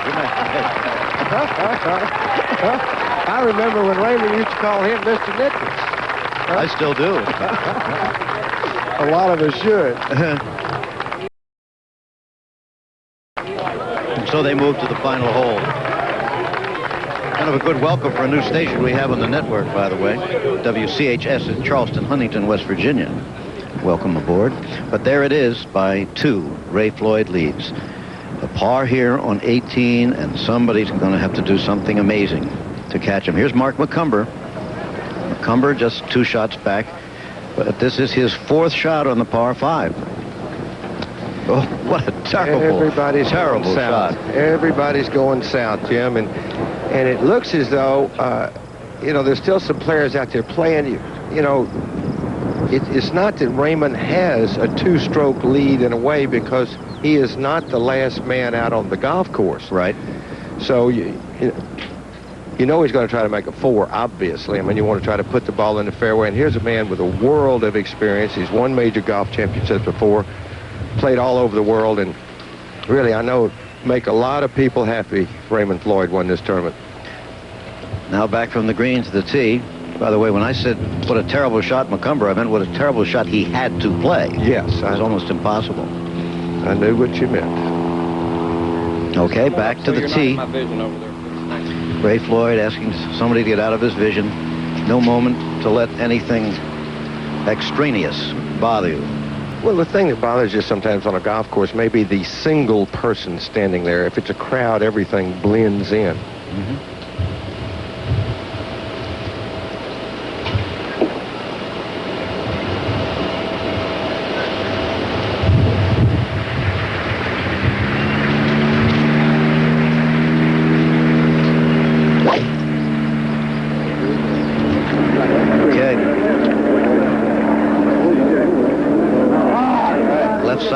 fairway coming down a little closer to the middle. On this hole in previous rounds, he had a bogey on Thursday in the wind and the rain, and then he's parred the last 2 days. Well, Thursday, you may not have been able to reach the green Thursday. There weren't too many. I only saw one player on the green and 2 from the time we were up here. He's played more like a par 5. Payne Stewart will play the last few holes over again as he goes to sleep tonight, I think. Had it going so well. Led the tournament by himself at one point. There'll be a lot of guys tonight thinking, I could have won that tournament today if.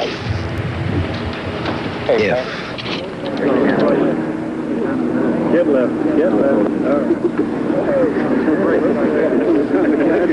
Well, if you can keep your head when all about you are losing theirs, it seems like Ray Floyd is the man doing it. Greg Norman. Is that a picture of dejection and resignation, I suppose? He started the day leading this championship. He's now 5 over par, 6 shots out of the lead. Let's take a break.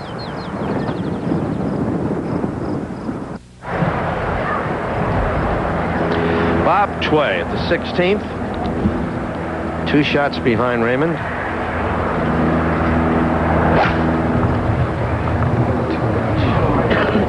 He better make a birdie here, though, Jack. Not that way, though. That he'd be very fortunate to be able to get that on the green. Or very close to it, I mean. Trevino in pretty good shape there, Ed? He looks to be. Yeah, 60. Was Tway shot, what a shot back. Forget. Hold it. Sometimes you can get too much spin. I didn't realize where Tway was. He is in 3 in that left-hand stuff there, just left of the bunker. Now Payne Stewart.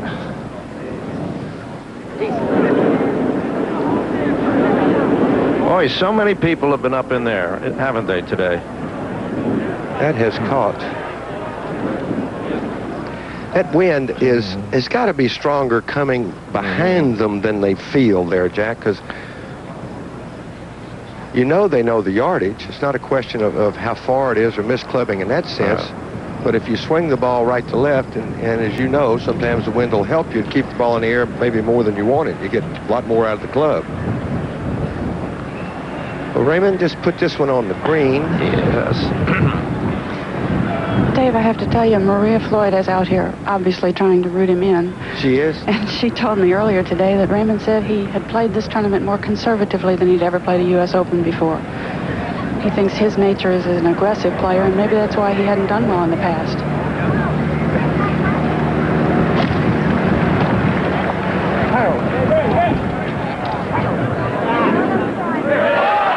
There it is, safely on. And underneath the hole.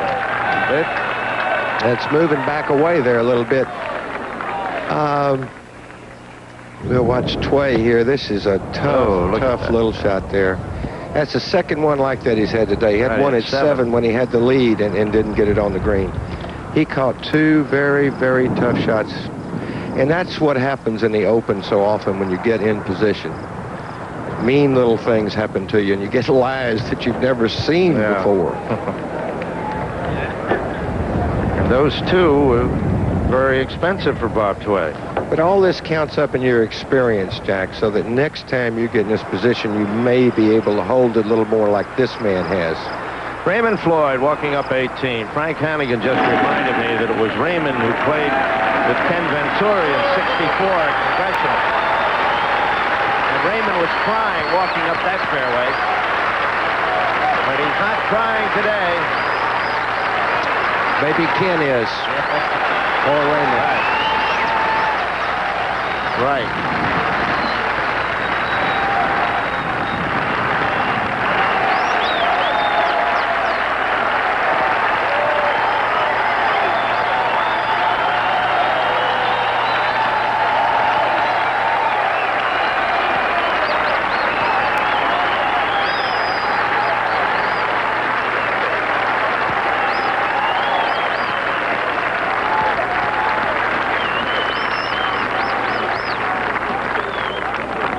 Well, they love him at Shinnecock. But he still has to keep his mind on what's going on, Jack. He has no simple 2-putt there. This is Bob Tway back at 16 after the applause died down. This is for a double bogey. Well, he'll be back. He's a good-looking young player.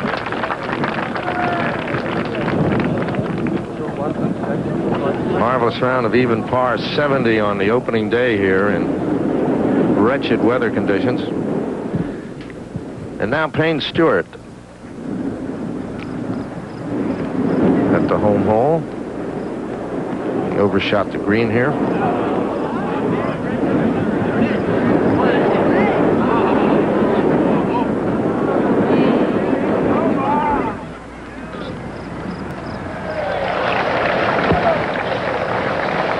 Al Sutton, his third shot at the 16th.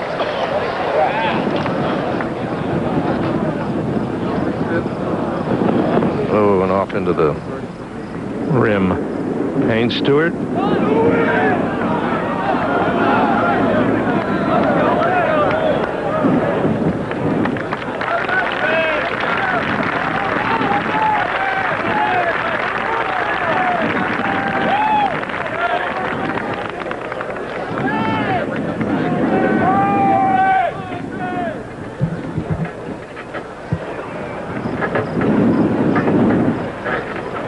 There's that different angle of the 18th green as Raymond surveys his putt.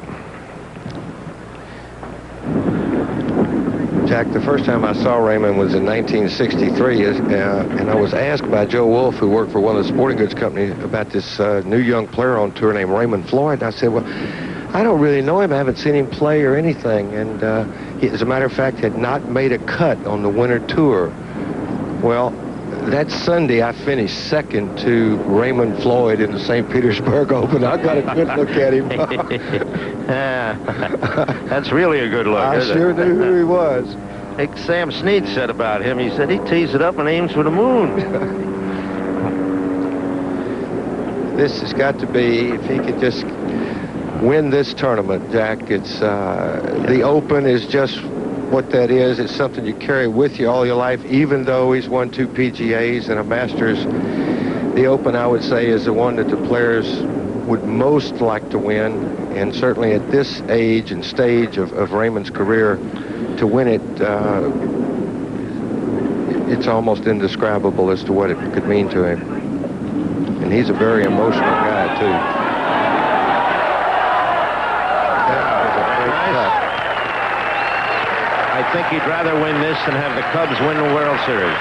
Well, now that's a tough choice for Raymond. For a lot of people, it wouldn't be. But he is a Cubby fan. Beautiful.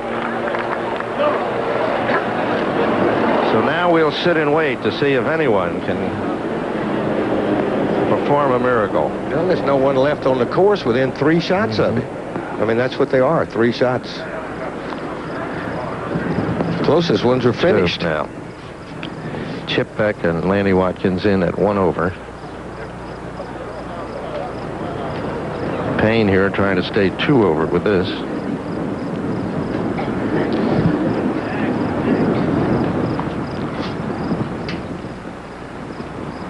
Here's Hal Sutton over at 16. That was for birdie. That would have put him within 2. Now Payne.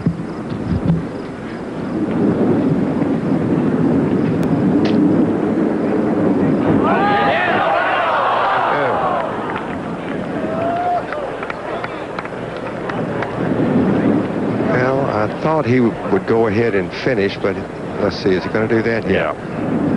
That's what the players usually do, as long as he doesn't step in Raymond's land, which he hasn't done. There's a lot of things run through a player's mind, Jack. He's got to go ahead, make his 4, and then he has time to think about how long a path it's been to the 72nd hole at Shinnecock. All right, Raymond.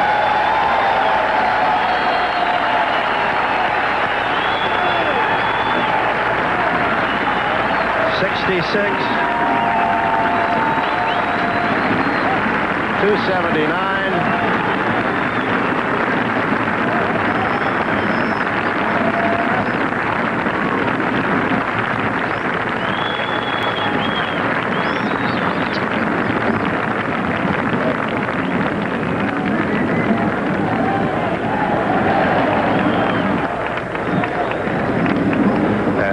his card today. Another peerless card, not a bogey on it. 1 part birdie on the front 9, 3 of them on the back. Well, conservative, if he played conservatively, patience is a virtue, isn't it? It certainly is. The little wink at his caddy there after that lovely approach putt. That's the first slow motion wink I've ever seen. All right, Raymond Floyd in at 1 under par, 279, leading the United States Open, and we'll be right back.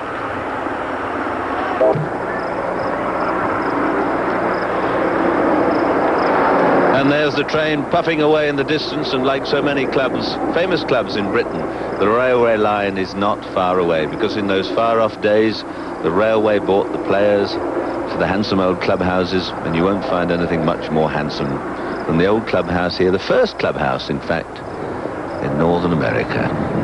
The US Open, with Raymond Floyd having just finished up a very well and bravely played 18 holes, leading the way. And I don't think, barring a miracle, that anyone can catch him now. They'd have to get a 1 at the 16th and hole out their iron shots to the last hole to even tie. Here's the last group, Greg Norman, who was really looking forward to today so much. But things didn't go his way. But they didn't go the way of Severiano Ballesteros. He finished 9 over, Bernard Laing at 4 over. Sandy Lyle, the British Open champion, 13 over. Jack Nicklaus played very well to be 4 over. And here's Greg Norman at 5 over at the moment. Ben Crenshaw had a great championship after a long run. He'll be disappointed maybe, but to finish just 4 strokes behind, having had a miserable run, is not too bad. So just 2 holes to go for the last group out on the course. And would be still nice to finish 2-4. And have you noticed how everyone suddenly looks more tired than they did 5 or 6 hours ago? The cheeks look a little more hollow, and you know their thoughts are less pure than they were 5 or 6 hours ago. There've been many in with a chance today. Payne Stewart was right there in the heat of the battle. Bob Tway, Hal Sutton. Some crept in when no one was looking, like Lanny Watkins and Chip Beck. Wonderful round from Lanny, 65. We had 3 65s today. And Shinnecock has not been thrashed into submission.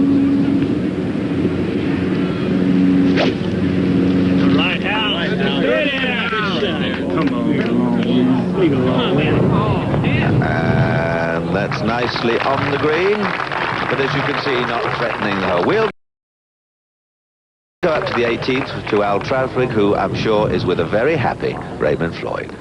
Yes, he is, Peter. You know, this was a horse race for most of the day, but this Derby was not for 3-year-olds. It seems it was for 43-year-olds. And if Ray Floyd can withstand the charge of the players remaining on the course, he will become the oldest U.S. Open champion. Raymond, was it worth the wait? More than 26 years as a professional? If I could only express it in words, it's... I haven't really had much chance to think about it yet, but it's a wonderful experience. I guess patience and hard work and waiting, I guess it pays off. Raymond, we've had so many conversations this week, and we talked about many things. Age was one of the things that we spoke about. How many more times you'd have a chance to win the U.S. Open. This would then have to be very special to think that as the clock is ticking out, you had it in you, you played not like your age, but as a youngster again. I felt last night that truly this was it.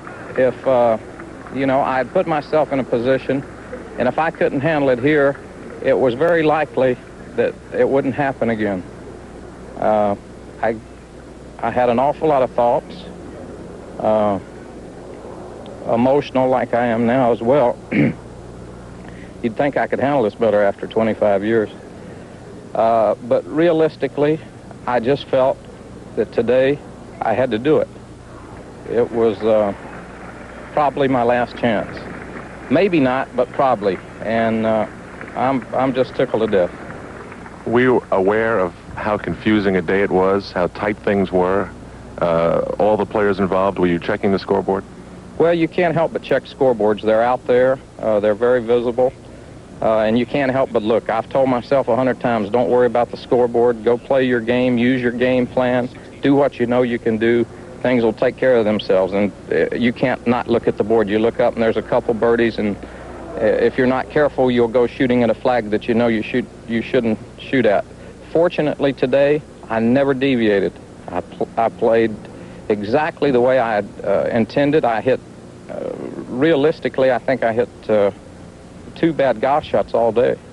I played wonderful. I didn't really putt well, but I putted well enough, and I don't know what I don't know what I can say. Ray, if I'm not mistaken, in 1964, when Ken Venturi won the U.S. Open at Congressional, you were there and you had quite an emotional day. What was that like in comparison to this? Well, I don't think it's the same right now. In fact, in 1964, I took Venturi's ball out of the hole after he had holed out to win the tournament, and I had tears in my eyes, and it broke him up. So I guess I'm the emotional player.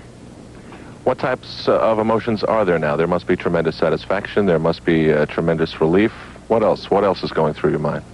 Well, I haven't really, Al, I just signed my scorecard, and I've just sat down here with you. I haven't really had time to think about it because I never did let my mind wander on the golf course. One thing I would be very remiss if I don't say right here. I've got 2 sons that just left yesterday and went to camp, and I know they're both watching, and I'd like to say hello to both my boys. And I know they wish they were here, but I know they're proud. But I haven't had a chance, looking down the road, I don't think I'll change my playing schedule any. I intend to play a full complement this year in this country. I'll play the British Open. I will have a lot of zest and zeal when I go there. I've always had goals, and one of them was to win the United States Open. Another one of my goals was to win the British Open. Fortunately, if things look like I have won this tournament, so of the 4 majors, I'm only lacking the British Open, so I'm going to go there with good intentions and hope that I can fare well there as well. You know, your 2 sons would also say Happy Father's Day with a very, very special gleam in their eyes. Raymond, what about this special year for the older generation? It seems to have continued, definitely today. I know you're very happy about that. We're going to go back out to the remaining golf, and congratulations. Thank you very much. Okay. Well, isn't that nice, eh? Nice to see an old softy. Not too many around these days. Great playing. Raymond Floyd. I don't think anyone can catch him now, even if they hold their second shots up the 18th fairway. Here's young Bob Tway, who will have learnt a lot today. He found himself in a couple of positions, hanging lies, down in bunkers. Totally unfamiliar, but that's this sort of course. This is what he's going to expect if he's going to come and play in the British Open, the Australian Masters and Open. He's got to look for funny places to find the ball, and I think here we have a young man who might well cope with it.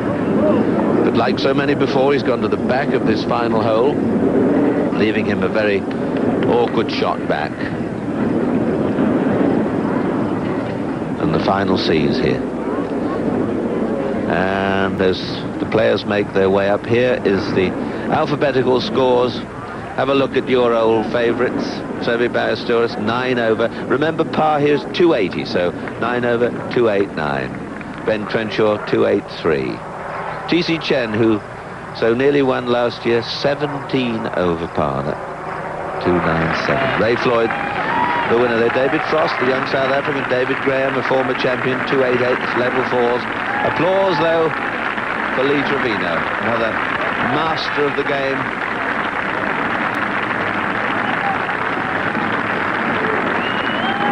Great entertainer. Only 2 over par. He can finish with a 4 at the last. Will only be 3 behind, so perhaps life does begin after 40. And this young man and this slightly older one enjoying the applause.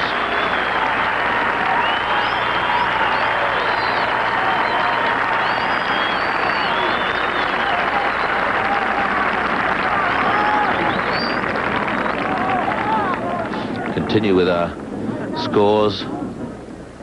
Peter Jacobsen, who visits Europe so often. Barry Jekyll, an old friend of European golf as well. Tom Kite, one of the steadiest of them all. Bernard Langer had a good championship, 4 over par. That's an average of 71. Pretty good playing. Sandy Lyle never really got firing, 13 over, tied with Johnny Miller. Mark McNulty didn't have a good day today, but played some pretty good golf. Peter Oosterhuis, an old faithful, 24 over. Greg Norman, 5 over with 1 to play. Amateur champion Sam Roundoff, 11 over. That's pretty good. And the last page, Craig Sadler came back into it today, but finished 288. That's level 72s, you know. That's not too bad. Lanny Watkins, a brilliant round today of 65. There were 3 65s today. Lanny Watkins, Chip Beck, and Mark Kalkovic. So 65 has been the best score here this week, 5 under par. So Shinnecock and all connected with it can be very proud of the way the course has stood up. Young Bob Tway chipped down the last hole. He's 3 over par. He needs that putt to finish at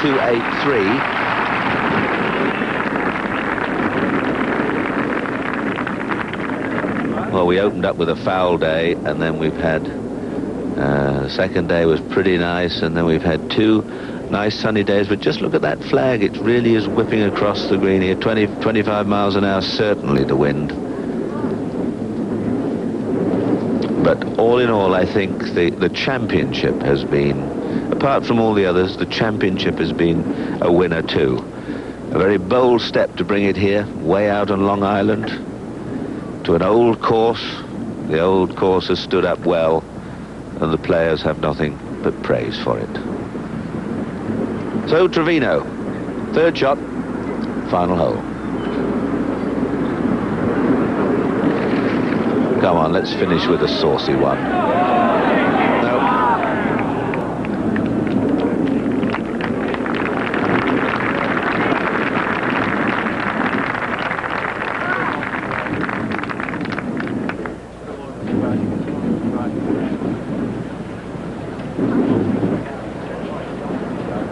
Trevino says, I can't be bothered to look at that one. His caddy looks while the flags wave, moves in. Herman tells him where it is.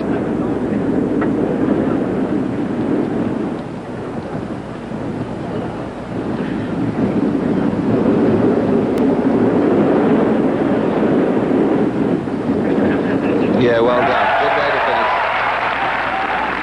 2 over par for Lee Trevino. That's 282, 71 today.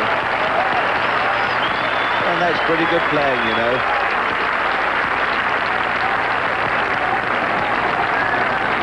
We've been together now for 40 years, and it don't seem a day too long.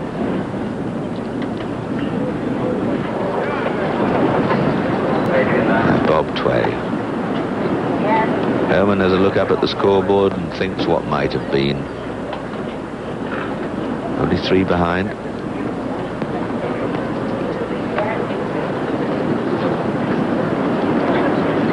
Now Bob Tway to finish at 283.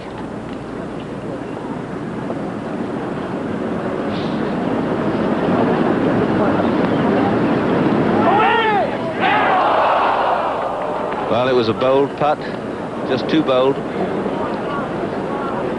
So he will have much to think about, this young, talented man, who I'm sure is going to be around, as Dave Marr was saying, for many more years to come.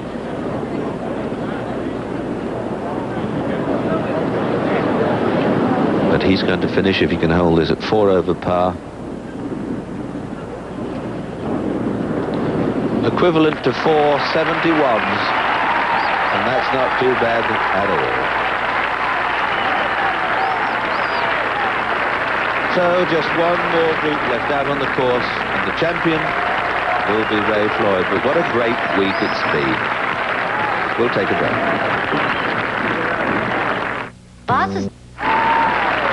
Interesting that the crowd has not begun to leave. Although Ray Floyd has won it, they're still here to give their applause and admiration for the final group.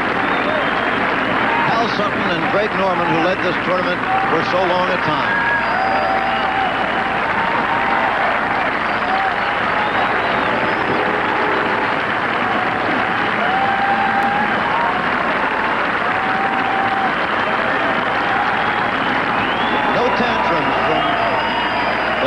in the U.S. Open. They can take it.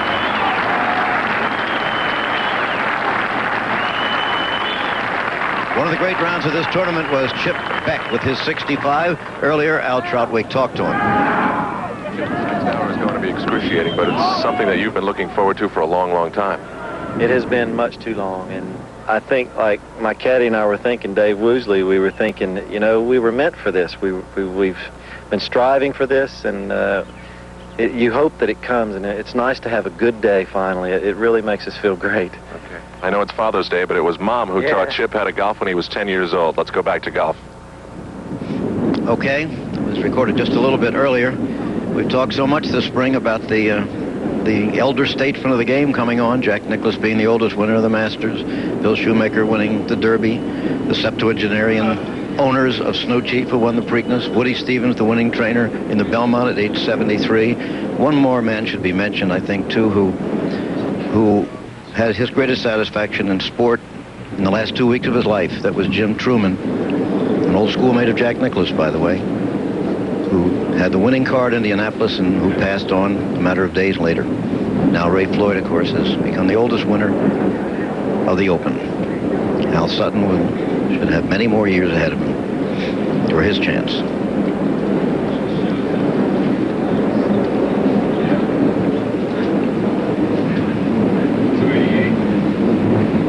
Just to move into a tie for second.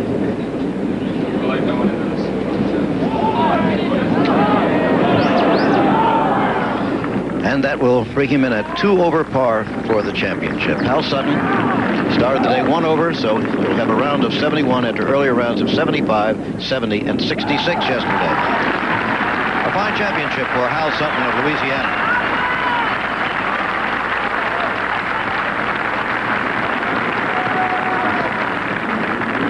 Well, there was the shoe after he won the Derby at age 54, and later when we talked to him, there's Ray Floyd, oldest winner of the Open now. There's Woody Stevens after he won his 5th consecutive Belmont. I doubt that anyone in all time will equal that record. Hard enough to get 5 horses running in a row in the Belmont. Ray Floyd. We talked to Bill Shoemaker later and asked him if he ever wished he'd been born taller. He said, yeah, I wanted to be 5'10" and 180 and be Jack Nicklaus and be a great golfer. That was his ambition. Okay, now, Norman trying to wrap it up with one more birdie to get down to 4 over. He would be in a tie with Jack Nicklaus, with Longer and Tway. Gave it an effort, but it'll be 5 over, a round of 75 after rounds of 71, 68, and 71. There it is. One of those days.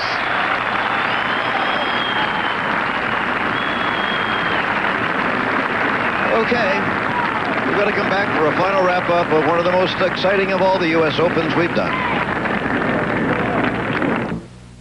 Yeah. Yes?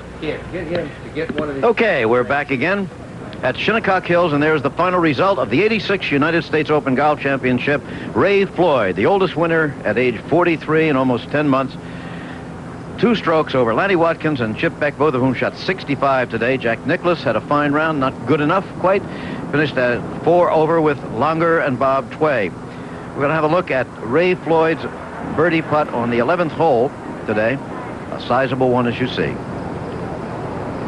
He went on to birdie 13 and then made a very crucial, as Dave pointed out, par putt at 14. And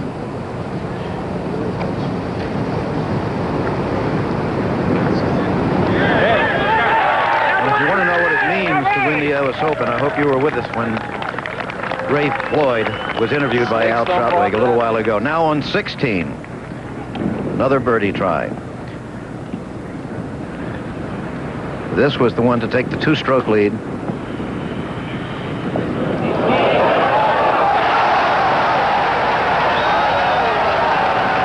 And on from there to par in and win the U.S. Open on his 22nd attempt. Jack, congratulations on a fine tournament.